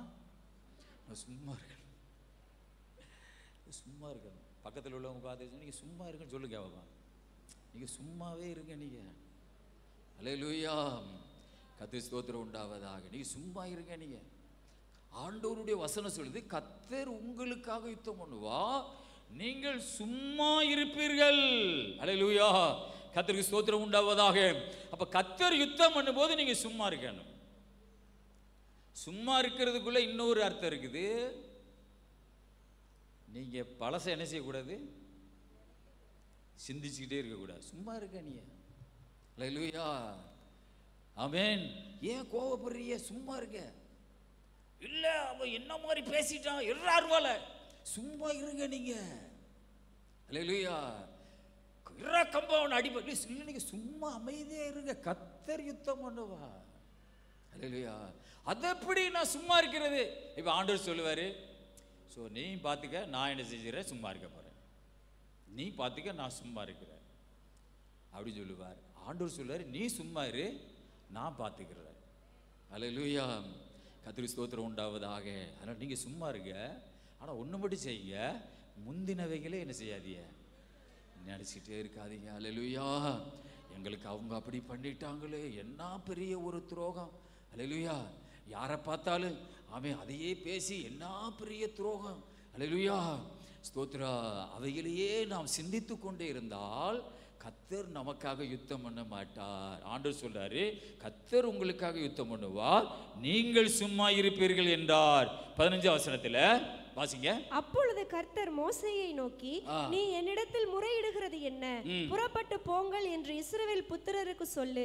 நீ உன் கோலை ஓங்கி உன் கையை சமுத்திரத்தின் மேல் நீட்டி சமுத்திரத்தை பிளந்து விடு. அப்பொழுது இஸ்ரவேல் புத்திரர் சமுத்திரத்தின் நடுவாக வெட்டாந்தரையிலே நடந்து போவார்கள். ஆண்டவர் சொல்லுகிறார், நீங்கள் என்னிடத்திலே முறையிடுகிறது என்ன? இப்போ இஸ்ரவேல் மக்கள் என்ன பேசிக்கிட்டே இருக்காங்கன்னா, ஐயோ எகிப்தில் பிரேத குழிகளுக்கு இடம் இல்லைன்னுமா இங்கே கொண்டு வந்தார் மோசே. அல்லேலூயா. இந்த இடத்துல இதைத்தான் பேசுகிறாங்க. இந்த கடலை தாண்டி போன உடனே தான் எங்களுக்கு வெங்காயம் இல்லை, வெள்ளைப்பூடு இல்லை, அல்லேலூயா, பொன்னி அரிசிலாம் எங்களுக்கு வீட்டில் கிடையாது, ஆமேன் எப்படின்னு சொல்லிகிட்டே இருக்கிறாங்க. அல்லேலூயா. இப்போ இந்த இடத்துல என்ன சொல்றாங்கன்னா, பிரேத குழிகள் எகிப்திலே இல்லாததுனாலயே இங்கே கொண்டு வந்து சாகடிக்க கொண்டு வந்தாரு இப்படின்னு பேசிக்கிட்டே இருக்காங்க ஜனங்கள். அப்ப ஆண்டவர் சொல்றாரு, ஐயோ நீ எப்படி முறையிட்டு கொண்டே இருக்கிற, ஆமென், நீ உன் கையை நீ நீட்டு கடலை செய்ய பிளந்து விடு. அல்லேலூயா, கர்த்தருக்கு ஸ்தோத்திரம். ஆகவே கடந்து போன காரியங்களை பேசிக்கிட்டே இருக்கிறீங்க கடல் ஓரத்தில் நின்று, எகிப்தியா நினைச்சிட்டே இருந்து இங்க இருந்து பேசிட்டே இருக்கிறீங்க. ஆனா ஆண்டவர் சொல்றாரு, நீங்க ஒண்ணு செய்யுங்க, ஆமென், நீங்க உங்க கையை ஆமே கடல் மேல நீட்டி கடலை ரெண்டா என்ன செஞ்சிரு. ஆக ஆண்டவர் சொல்றாரு, முந்தின இனி நடக்க போற காரியத்தை சிந்தி, பழசையே சிந்திச்சுட்டே இருக்காத. அல்லேலூயா. உன் கையை நீட்டு கடல் மேல கடலை ரெண்டா பிளந்து விடு. ஆமே, நீ உன் கோலை ஓங்கி உன் கையை சமுத்திரத்தின் மேல் நீட்டி சமுத்திரத்தை பிளந்து விடு. அப்பொழுது இஸ்ரவேல் புத்திரர் சமுத்திரத்தின் நடுவாக வெட்டாந்தரையிலே நடந்து போவார்கள். இப்ப ஆண்டவர் ஒரு புதிய காரியத்தை செய்கிறவர். புதிய காரியம்னா சும்மா கிடையாது, ஒரு மிக மிக ஒரு அற்புதமான காரியத்தை கடவுள் செய்வார். அல்லேலூயா, கர்த்தருக்கு ஸ்தோத்திரம் உண்டாவதாக. ஆகவே ஆண்டவர் புதிய காரியத்தை நம்முடைய வாழ்க்கையிலே செய்கிற ஒரு தேவனாக இருக்கிறார். கர்த்தருக்கு ஸ்தோத்திரம் உண்டாகட்டும். ஆமென். ஏசாயா 43:19 வாசிங்க. இதோ நான் புதிய காரியத்தை செய்கிறேன், இப்பொழுதே அது தோன்றும், நீங்கள் அதை அறியீர்களா? நான் வனாந்தரத்திலே வழியையும் அவாந்தர வெளியிலே ஆறுகளையும் உண்டாக்குவேன். ஏசாயா 43:16. சமுத்திரத்திலே வழியையும் வலிய தண்ணீர்களிலே பாதையையும் உண்டாக்கி, ரதங்களையும் குதிரைகளையும் இராணுவங்களையும் பராக்கிரமசாலிகளையும் புறப்பட பண்ணி, அவைகளை எழுந்திராதபடிக்கு ஒருமித்து விழுந்து கிடக்கவும், ஒரு திரி அணைகிறது போல் அவைகள் அணைந்து போகவும் பண்ணுகிற கர்த்தர் சொல்லுகிறதாவது. பாருங்கள், கடவுள் புதிய காரியத்தை செய்வாராம்.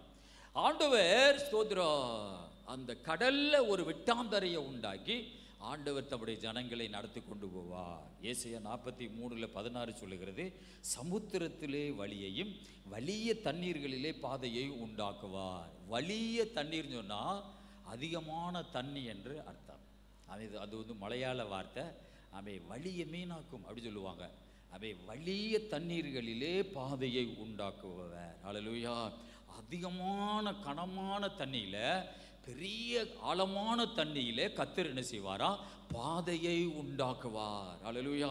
ஆகவே கடவுள் என்பவர் அவை நம்முடைய வாழ்க்கையிலே புதிய காரியத்தை செய்கிறவர். இன்றைக்கு காண்கிற எகிப்தியனை இனி என்றைக்கும் நீங்கள் காண மாட்டீர்கள். அல்லேலூயா. ஆகவே கடவுள் நம்முடைய வாழ்க்கையிலே அற்புதங்களை செய்வார், அதிசயங்களை செய்வார். ஒரு பெரிய மாற்று, அதிசயமான மாற்று வாழ்க்கையை நம்முடைய வாழ்க்கையிலே கொண்டு வருவார். கர்த்தருக்கு ஸ்தோத்திரம். 1 சாமுவேல் புஸ்தகம் 30வது அதிகாரத்தில் 1 - 4 வரை வாசிப்போம். 1 சாமுவேல் 30ஆம் அதிகாரம் 1 - 4 வரை.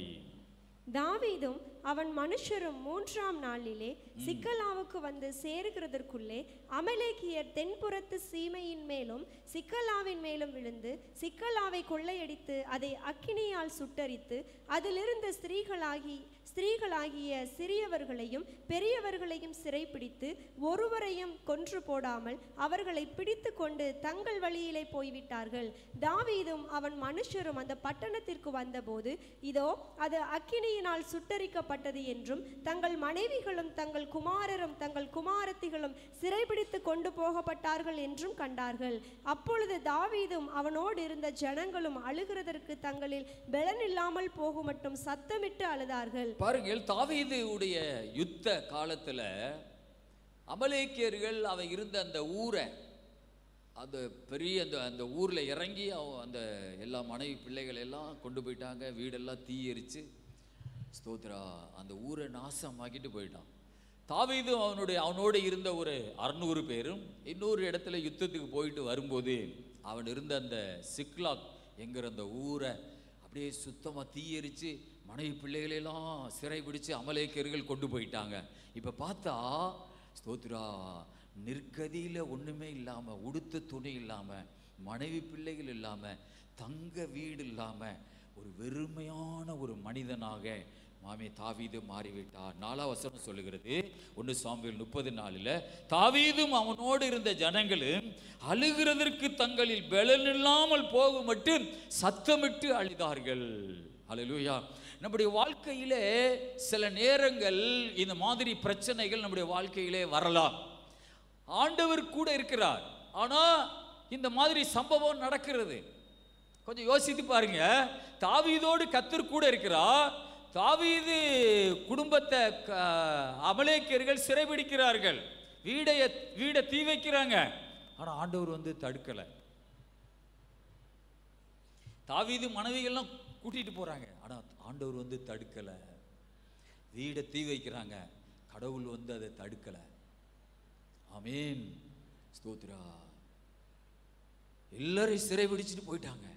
அழுகிறதுக்கு பலன் இல்லாமல் கடந்து தாவீதும் அவனோடு இருந்தவர்களும் கடந்து அழுகிறாங்க. ஆக நம்ம ஒன்று தெரிகிறது, நம்ம வாழ்க்கையில் சில சம்பவங்கள் வரலாம். ஆமென். ஆனால் கடவுளுக்கு கண் இல்லையா? கடவுள் நம்மளை காப்பாற்றலையே, என் மனைவியை காப்பாற்றலையே, பிள்ளைகளை காப்பாற்றலையே அப்படின்னு புலம்பி அழுகிறவனாக தாவீது இல்லை. கடவுளை குறை சொல்றவனாக தாவீது அல்ல.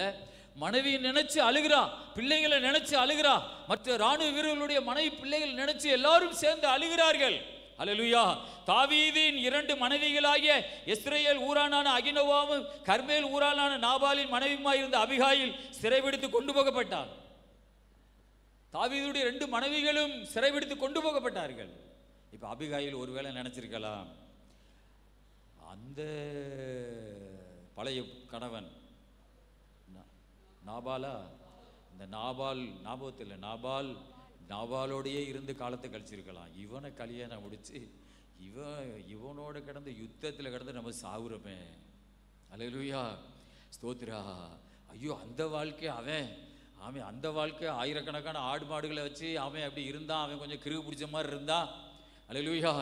ஆனால் இங்கே வர இவன் பெரிய ஆளுன்னு சொல்லி வந்தா இவனோட கிடந்து இப்போ அவன் பல நாட்டுக்காரன் நம்மளை அடிச்சு பிச்சு அள்ளிடுறானுங்களே நம்மளை. அல்லேலூயா. நம்ம வாழ்க்கை இப்படி போகுதேன்னு சொல்லி ஒருவேளை நினைச்சிருக்கலாம் அபிகாயில். அல்லேலூயா. ஆனால் தாவீதுடைய வாழ்க்கை மேலே யாருடைய திட்டம் இருந்தது? கர்த்தருடைய திட்டம் இருந்தது. அல்லேலூயா. கர்த்தர் ஸ்தோத்திரா. தாவீது அழுது கொண்டு கிடந்தாலும், ஆமென், 6ஆம் வசனம் சொல்லுகிறது, தாவீது மிகவும் நெருக்கப்பட்டான். சகல ஜனங்களும் தங்கள் குமாரர் குமாரத்திகளின் நிமித்தம் மனக்லேசமானதினால் அவனை கல்லறிய வேண்டும் என்று சொல்லிக் கொண்டார்கள். தாவீது தன் தேவனாகிய கர்த்தருக்குள்ளே தன்னை திடப்படுத்திக் கொண்டான். இப்போ தாவீது ஸ்தோத்திரா கர்த்தருக்குள்ளே தன்னை திடப்படுத்திக் கொண்டான். நமக்கு பிரச்சனைகள் வரும்போது நமக்கென்று ஒரு தெய்வம் இருக்கிறார், நம்ம ஆராதிக்கிற ஒரு தேவன் இருக்கிறார். அவருக்குள்ளே நம்முடைய இருதயத்தை ஸ்திரப்படுத்தி கொள்ளணும். அல்லேலூயா. வசனத்தை வாசிச்சு வசனத்தின்படி ஸ்திரப்படுத்தணும். நமக்கு நம்முடைய தேவனை நோக்கி ஜெபம் பண்ணி நம்ம இருதயத்தை ஸ்திரப்படுத்தணும். எங்கேயோ உட்காந்து அழுதுகிட்டே காலத்தை போக்கி, ஆமென், நீங்கள் ஜெபம் பண்ணாமல் இப்படி அழுதுகிட்டே கிடந்தீங்கன்னா உங்களுக்கு தற்கொலை என்ன வரும்? அல்லேலூயா. ஒரு துன்பம் வரும்போது, ஒரு பிரச்சனை வரும்போது நீங்கள் ஜெபம் பண்ணாம பைபிள் படிக்காம ஸ்தோத்திரம் நீங்க அழுதுகிட்டே கிடந்தா உங்க குடும்ப வாழ்க்கை அழிஞ்சு போயிடும். தாவீதை பாருங்க, ஆமென், வீடு எரிஞ்சு போச்சு, மனைவி பிள்ளைகள்லாம் சிறைபிடிக்கப்பட்டு போயிட்டாங்க, சுத்தமா குடும்பமே அழிஞ்சிருச்சு. உடுத்தின ட்ரெஸ்ஸோடு தாவீது நிற்கிறான். இது என்ன நடக்கும் சொல்லி தாவீதுக்கு தெரியாது, எங்க போய் தங்குவோம் தெரியாது, மனைவி பிள்ளைகள் உயிரோடு இருக்கிறாங்கன்னு தெரியாது. ஆனா எனக்கு ஒரு தேவன் இருக்கிறார், என்னை ரட்சித்தவர், என்னை அழைத்தவர், என்னை தூக்கி எடுத்தவர், தாயின் கருவிலே உருவாகிறதுக்கு முன்னவே என்னை தெரிந்து கொண்டவர். அல்லேலூயா, ஸ்தோத்திரா. அந்த தேவனுக்குள்ளே தன்னை திடப்படுத்தி கொண்டார். தாவீது அகிமெலேக்கின் குமாரனாகி அபியத்தார் என்ன ஆசாரியனை நோக்கி, ஏபோத்தை என்னிடத்தில் கொண்டு வா. ஏபோத் என்றால் பரிசுத்த வஸ்திரம். அல்லேலூயா.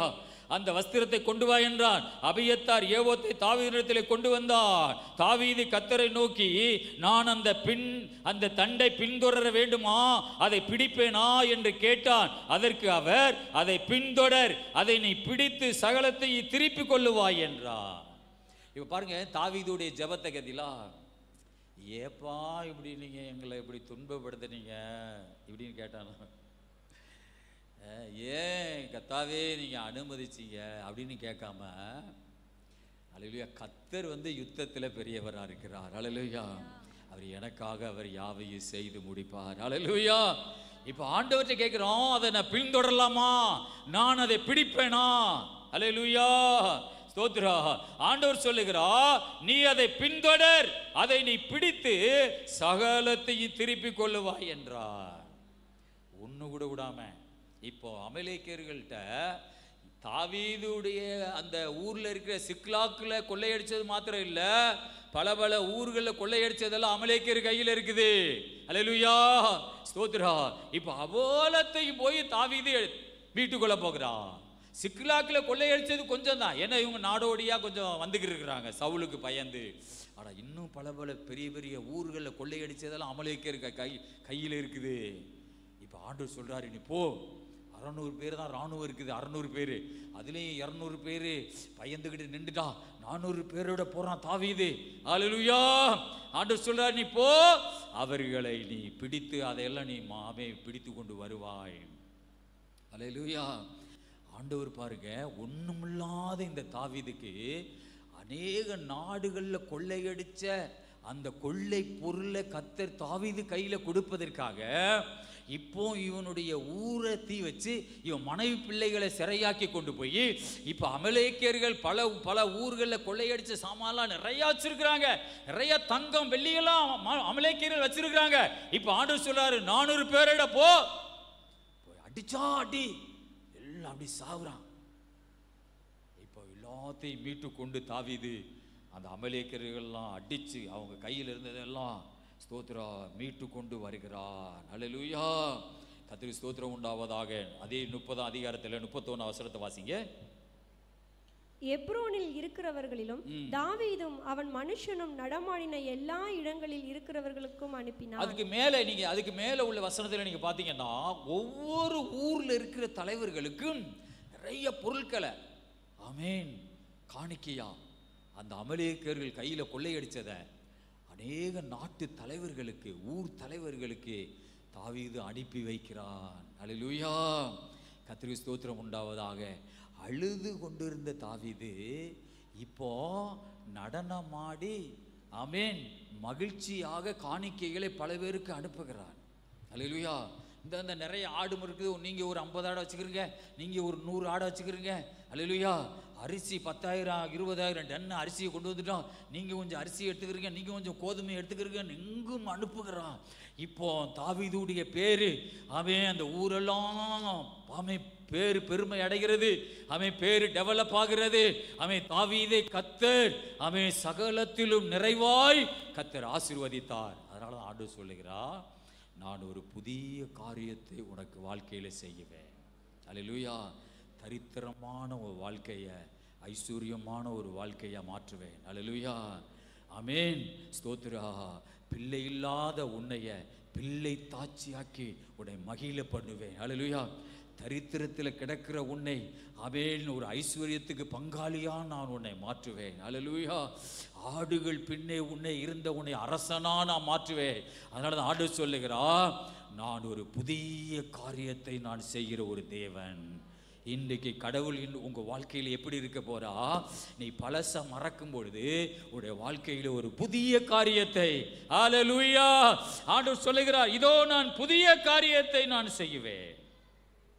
ஆண்டவர் சொல்றார், அது இப்போவே உன் வாழ்க்கையில தோன்ற போகிறது. அல்லேலூயா. எத்தனை பேர் ஆண்டவர் அப்படி செய்வார் என்று சொல்லுகிறவங்களாம் கையை உயர்த்தி ஒரு அல்லேலூயா சொல்லுங்க. அல்லேலூயா, ஆமென், ஸ்தோத்திரம். இன்னும் 2 வசனங்களை வாசித்து நான் முடிக்க போகிறோம். ஏசாயா 35 அதிகாரத்தில் ஏசாயா 35 4 வரை வாசிங்க. மனம் பதறுகிறவர்களை பார்த்து நீங்கள் பயப்படாதிருங்கள், திடன் கொள்ளுங்கள், இதோ உங்கள் தேவன் நீதியை சரிக்கட்டவும். ஏசாயா 35:4 வாசிங்க. மனம் பதறுகிறவர்களை பார்த்து நீங்கள் பயப்படாதிருங்கள், திடன் கொள்ளுங்கள், இதோ உங்கள் தேவன் நீதியை சரிக்கட்டவும் உங்கள் தேவன் பதிலளிக்கவும் வருவார், அவர் வந்து உங்களை இரட்சிப்பார் என்று சொல்லுங்கள். அப்பொழுது குருடரின் கண்கள் திறக்கப்பட்டு செவிடரின் செவிகள் திறவுண்டு போம். அப்பொழுது முடவன் மானை போல் குதிப்பான், ஊமையின் நாவும் கெம்பீரிக்கும். வனாந்தரத்திலே தண்ணீர்களும் கடுவெளியிலே ஆறுகளும் பாய்ந்தோடும். வெட்டாந்தரை தண்ணீர் தாடகமாகவும் வறண்ட நிலம் நீரூற்றுமாகவும் வலு சர்ப்பங்கள் தாபரித்து கிடந்த இடங்களிலே புல்லும் கொறுக்கையும் நாணலும் உண்டாகும். ஆமென். அல்லேலூயா. ஆண்டவர் சொல்லுகிறார், ஸ்தோத்திரம், மனம் பதறுகிறவர்களை பார்த்து நீங்கள் பயப்படாதிருங்கள், திடன் கொள்ளுங்கள், இதோ உங்கள் தேவன் நீதியை சரிக்கட்டவும் உங்கள் தேவன் பதிலளிக்கவும் வருவார், அவர் வந்து உங்களை இரட்சிப்பார் என்று சொல்லுங்கள். அல்லேலூயா. ஆண்டவர் ஒரு புதிய காரியத்தை எப்படி செய்வாரா? ஆமென். ஸ்தோத்திரம். நம்முடைய வாழ்க்கையிலே மனம் பதறி கொண்டு இருக்கும் பொழுது நம்முடைய வாழ்க்கையிலே ஒரு புதிய காரியத்தை கர்த்தர் செய்வார். அல்லேலூயா. மனம் பதறுகிறவர்களை பார்த்து நீங்கள் பயப்படாதிருங்கள், திடங்கொள்ளுங்கள், இதோ உங்கள் தேவன் நீதியை சரிக்கட்ட. ஆமென்.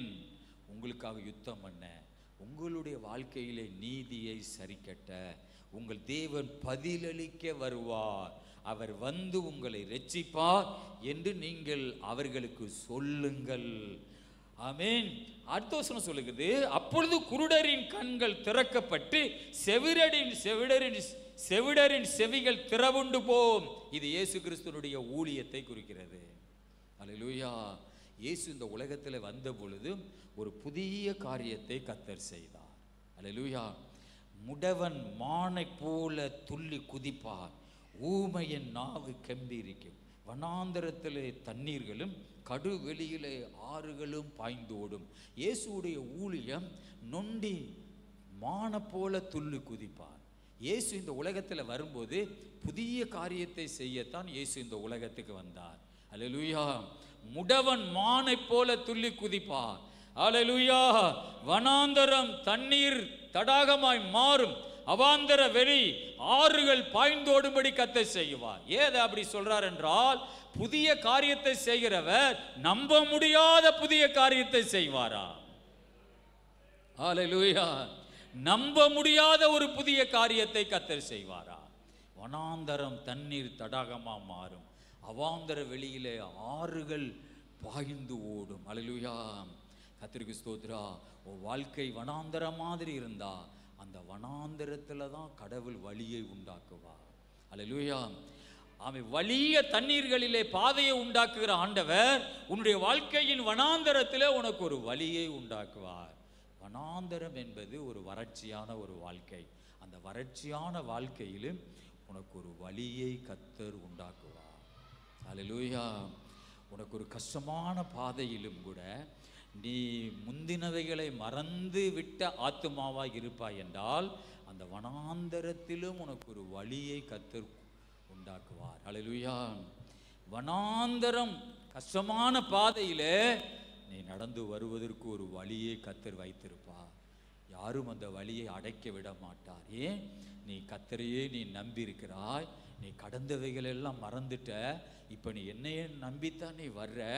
அந்த வனாந்தரத்திலேயே உனக்கு ஒரு வழி கர்த்தர் உண்டாக்குவார். அல்லேலூயா.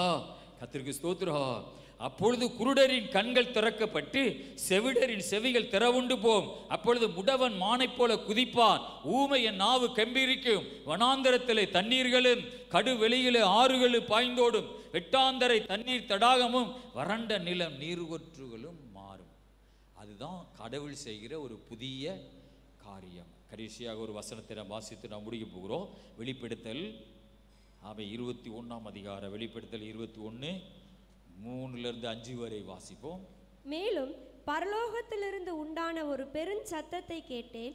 அது இதோ மனுஷர்களிடத்திலே தேவனுடைய வாசஸ்தலம் இருக்கிறது, அவர்களிடத்திலே அவர் வாசமாயிருப்பார், அவர்களும் அவருடைய ஜனங்களாயிருப்பார்கள். தேவன் தாமே அவர்களோடு கூட இருந்து அவர்களுடைய தேவனாயிருப்பார். அவர்களுடைய கண்ணீர் யாவையும் தேவன் துடைப்பார். இனி மரணமும் இல்லை, துக்கமும் இல்லை, அலறலும் இல்லை, வருத்தமும் இல்லை. முந்தினவைகள் ஒளிந்து போயின என்று விளம்பினது. சிங்காசனத்தின் மேல் வீற்றிருந்தவர், இதோ நான் சகலத்தையும் புதிதாக்குகிறேன் என்றார். பின்னும் அவர், இந்த வசனங்கள் சத்தியமும் உண்மையுமானவைகள், இவைகளை எழுது என்றார். நாம் முதல்ல வாசித்த வேத பகுதி ஏசாயா தீர்க்கதரிசன புஸ்தகம். அது ஒரு தீர்க்கதரிசி பூமியிலிருந்து கூறுகிற ஒரு வார்த்தை. இப்போ நான் வாசித்த பகுதி பரலோகத்திலே கேட்கப்பட்ட சத்தம். பரலோகத்திலே ஒரு பெரும் சத்தத்தை கேட்டு, ஸ்தோத்ரா, இதோ மனுஷர்களிடத்திலே தேவனுடைய வாசஸ்தலம் இருக்கிறது, அவர்களிடத்திலே அவர் வாசமாய் இருப்பார், அவர்களும் அவருடைய ஜனங்களாய் இருப்பார்கள், தேவன் தாமே அவர்களோடு கூட இருந்து அவர்களுடைய தேவனாய் இருப்பார். இந்த வசனத்தை கொஞ்சம் நீங்கள் ஆழமாக கொஞ்சம் யோசித்து பாருங்கள். இந்த 3ஆம் வசனத்தில் பரலோகத்திலே ஒரு பெரும் சத்தத்தை கேட்டு, இதோ மனுஷர்களிடத்திலே தேவனுடைய வாசஸ்தலம் இருக்குது. அப்படின்னா கடவுள் மனுஷனோடு தங்கியிருக்கிறார், மனுஷன் தேவனோடு தங்கியிருக்கிறார். அல்லேலூயா. மனுஷன் அவருடைய ஜனங்களாய் இருக்கிறார்கள், கடவுள் அவருடைய தேவனாய் இருக்கிறார். அல்லேலூயா. தேவன் தாமே அவர்களோடு கூட இருந்து அவர்களுடைய தேவனாய் இருப்பார். அப்படின்னா இது மாதிரி ஒரு ஐக்கியத்தை குறிக்கிறது, மனுஷனும் கடவுளும். ஆனால் அடுத்த வசனம் சொல்லுகிறது, அவருடைய கண்ணீர் யாவையும் ஆண்டவர் துடைப்பார். இனி மரணமும் இல்லை, இனி துக்கமும் இல்லை, அலறுதலும் இல்லை, வருத்தமும் இல்லை, முந்தினவைகள் ஒளிந்து போயின என்று விளம்பினது. அப்படின்னா அந்த சத்தம் அங்கிருந்து கேட்கப்பட்டது. பரலோகத்திலிருந்து சிங்காசனத்தின் மேல் வீற்றிருந்தவர், இதோ நான் சகலத்தையும் புதிதாக்குகிறேன் என்றார். பின்னும் அவர், இந்த வசனம் பாருங்க, இந்த வசனம், அல்லேலூயா, சத்தியமும் உண்மையுமானவைகள், இவைகளை எழுது. ஆமென். பூமியிலே கர்த்தர் ஒரு புதிய காரியத்தை செய்வாரா?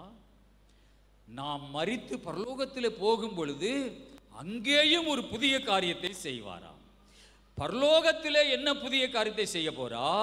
இங்கே அடைஞ்ச பாடுகள், இங்கே உள்ள கண்ணீர் வேதனைகள் அங்கே இல்லை, அங்கே மரணம் இல்லை, துக்கம் இல்லை, அங்கே சாவாமை என்கிறது நம்மளோடு சேர்ந்து விடும். அல்லேலூயா, ஸ்தோத்திரா. சாவுக்கு எதுவான சரீரம் சாவாமையை தரித்து கொள்ளும். அல்லேலூயா. கண்ணீர் அங்கே இல்லை, அங்கே ஒரு தேவ தூதர்களாக மாற்றப்படுகிறார்கள். அதனால தான் ஆண்டவர் சொல்லுகிறார், இதோ நான் சகலத்தையும் புதிதாக்குகிறேன். திரும்ப சொல்லுகிறார், இந்த வசனம் சத்தியமும் உண்மையுமானவைகள், இவைகளை எழுது. அப்போ ஆண்டவர் புதிய காரியத்தை செய்கிறவர், பூமியிலையும் பரலோகத்திலையும். அல்லேலூயா. பரலோகத்தில் உங்களுக்கு ஒரு புதிய காரியத்தை செய்வார், பூமியிலையும் கர்த்தர் உங்களுக்கு ஒரு புதிய காரியத்தை செய்வார். அல்லேலூயா. கர்த்தருக்கு ஸ்தோத்திரம். ஆண்டவர் ஆமென் வைராக்கியமாய் நம்முடைய குடும்பத்தில் உனக்கு முன்னாடி அவர் போறார், உனக்கு ஒரு புதிய காரியத்தை கர்த்தர் செய்வார். பழையவைகள் எல்லாம் ஒளிந்து போயின, அதை நீ நினைக்காதே, அதை சிந்திக்காதே, அதை மறந்து விடு. அதை நீ மறக்கும் பொழுதுதான் கர்த்தர் உனக்காக வைத்திருக்கிற அந்த ஆசீர்வாதங்களை நீ பார்க்க முடியும். அல்லேலூயா. கர்த்தர் தமக்கென்று வைத்திருக்கிறவைகளை கண்கள் காணவும் இல்லை, காது கேட்கவும் இல்லை, மனுஷனுடைய இருதயத்திலே அவைகள் தோன்றவும் இல்லை. அவைகள் ஆவியினாலே நாம் பார்க்க முடியும். அல்லேலூயா. அதனால் தெய்வ பிள்ளைகளே, ஸ்தோத்திரம், உனக்கு முன்னே ஆண்டவர் ஒரு பெரிய ஆசீர்வாதத்தை வைத்திருக்கிறார். யோசேப்பை போல அவன் பழையவைகளை எல்லாம் மறந்து விடு. சரித்திர வேதத்தில் வாசிக்கிறோம், இந்த யோசேப்பு காலில் சகோதரர்கள் போய் காலில் விழுந்தாங்க. எதுக்காக? சோறுக்காக. 10 ஏக்கர் நிலந்தாங்கல்ல, சோறு தாயா, அரிசி தாயா அப்படின்னு யோசேப்பு காலில் யூதா, ரூபன், ஆமென், லேவி எல்லாரும் யார் காலில் விழுந்தாங்க? யோசேப்பு காலில் விழுந்தாங்க. அல்லேலூயா. ஆமென். யோசேப்பு அவன் அவங்கள பார்த்து சொல்லுகிறான், நான் உங்களை பராமரிப்பேன், உங்களுக்கு சோறு போட்டு உங்களை காப்பாற்றுவேன், உங்கள் சந்ததிகளுக்கு நான் உதவியாக இருப்பேன்னு சொல்லுகிறான். எவ்வளோ பெரிய பாக்கியம் பார்த்தீங்களா? நம்ம ஆண்டவர் அப்படித்தான் இருக்கிறார். உன் உன்னை ஆண்டவர் அநேகருக்கு சோர்வோடு வைக்கணும்னா, ஆமேன், உனக்கு முன்னாடி முந்தின நடந்த சம்பவங்களை தேவ சமூகத்திலே அவைகளை மறந்து விடு. உனக்கு முன்னே ஒரு கடவுள் ஒரு ஆசீர்வாதத்தை வைத்திருக்கிறா, உனக்கு முன்னே ஒரு பெரிய தரிசனத்தை வைத்திருக்கிறா. ஆமேன். பிந்தினவைகளை பார்க்காத, முன்னே இருக்கிறவைகளை பாரு. அல்லேலூயா, அல்லேலூயா. உனக்கு முன்னே கடவுள் போய்கொண்டிருக்கிறார். உனக்கென்று நிறைய ஆசீர்வாதத்தை கர்த்தர் வைத்துக் கொண்டே போகிறார். அவர் பாதையில் நீ ஓடு. அதனால்தான் வசனம் சொல்லுது, அவருக்கு முன்னாடி நீ நில்லு. நீங்கள் நின்று கொண்டு கர்த்தர் உங்களுக்கு செய்ய ரட்சிப்பை பாருங்கள். எல்லாரும் முழங்கால் படிக்கிட்டோமா? இல்லை ஜெபம் பண்ணி முடிப்போமா? ஹல்லேலூயா.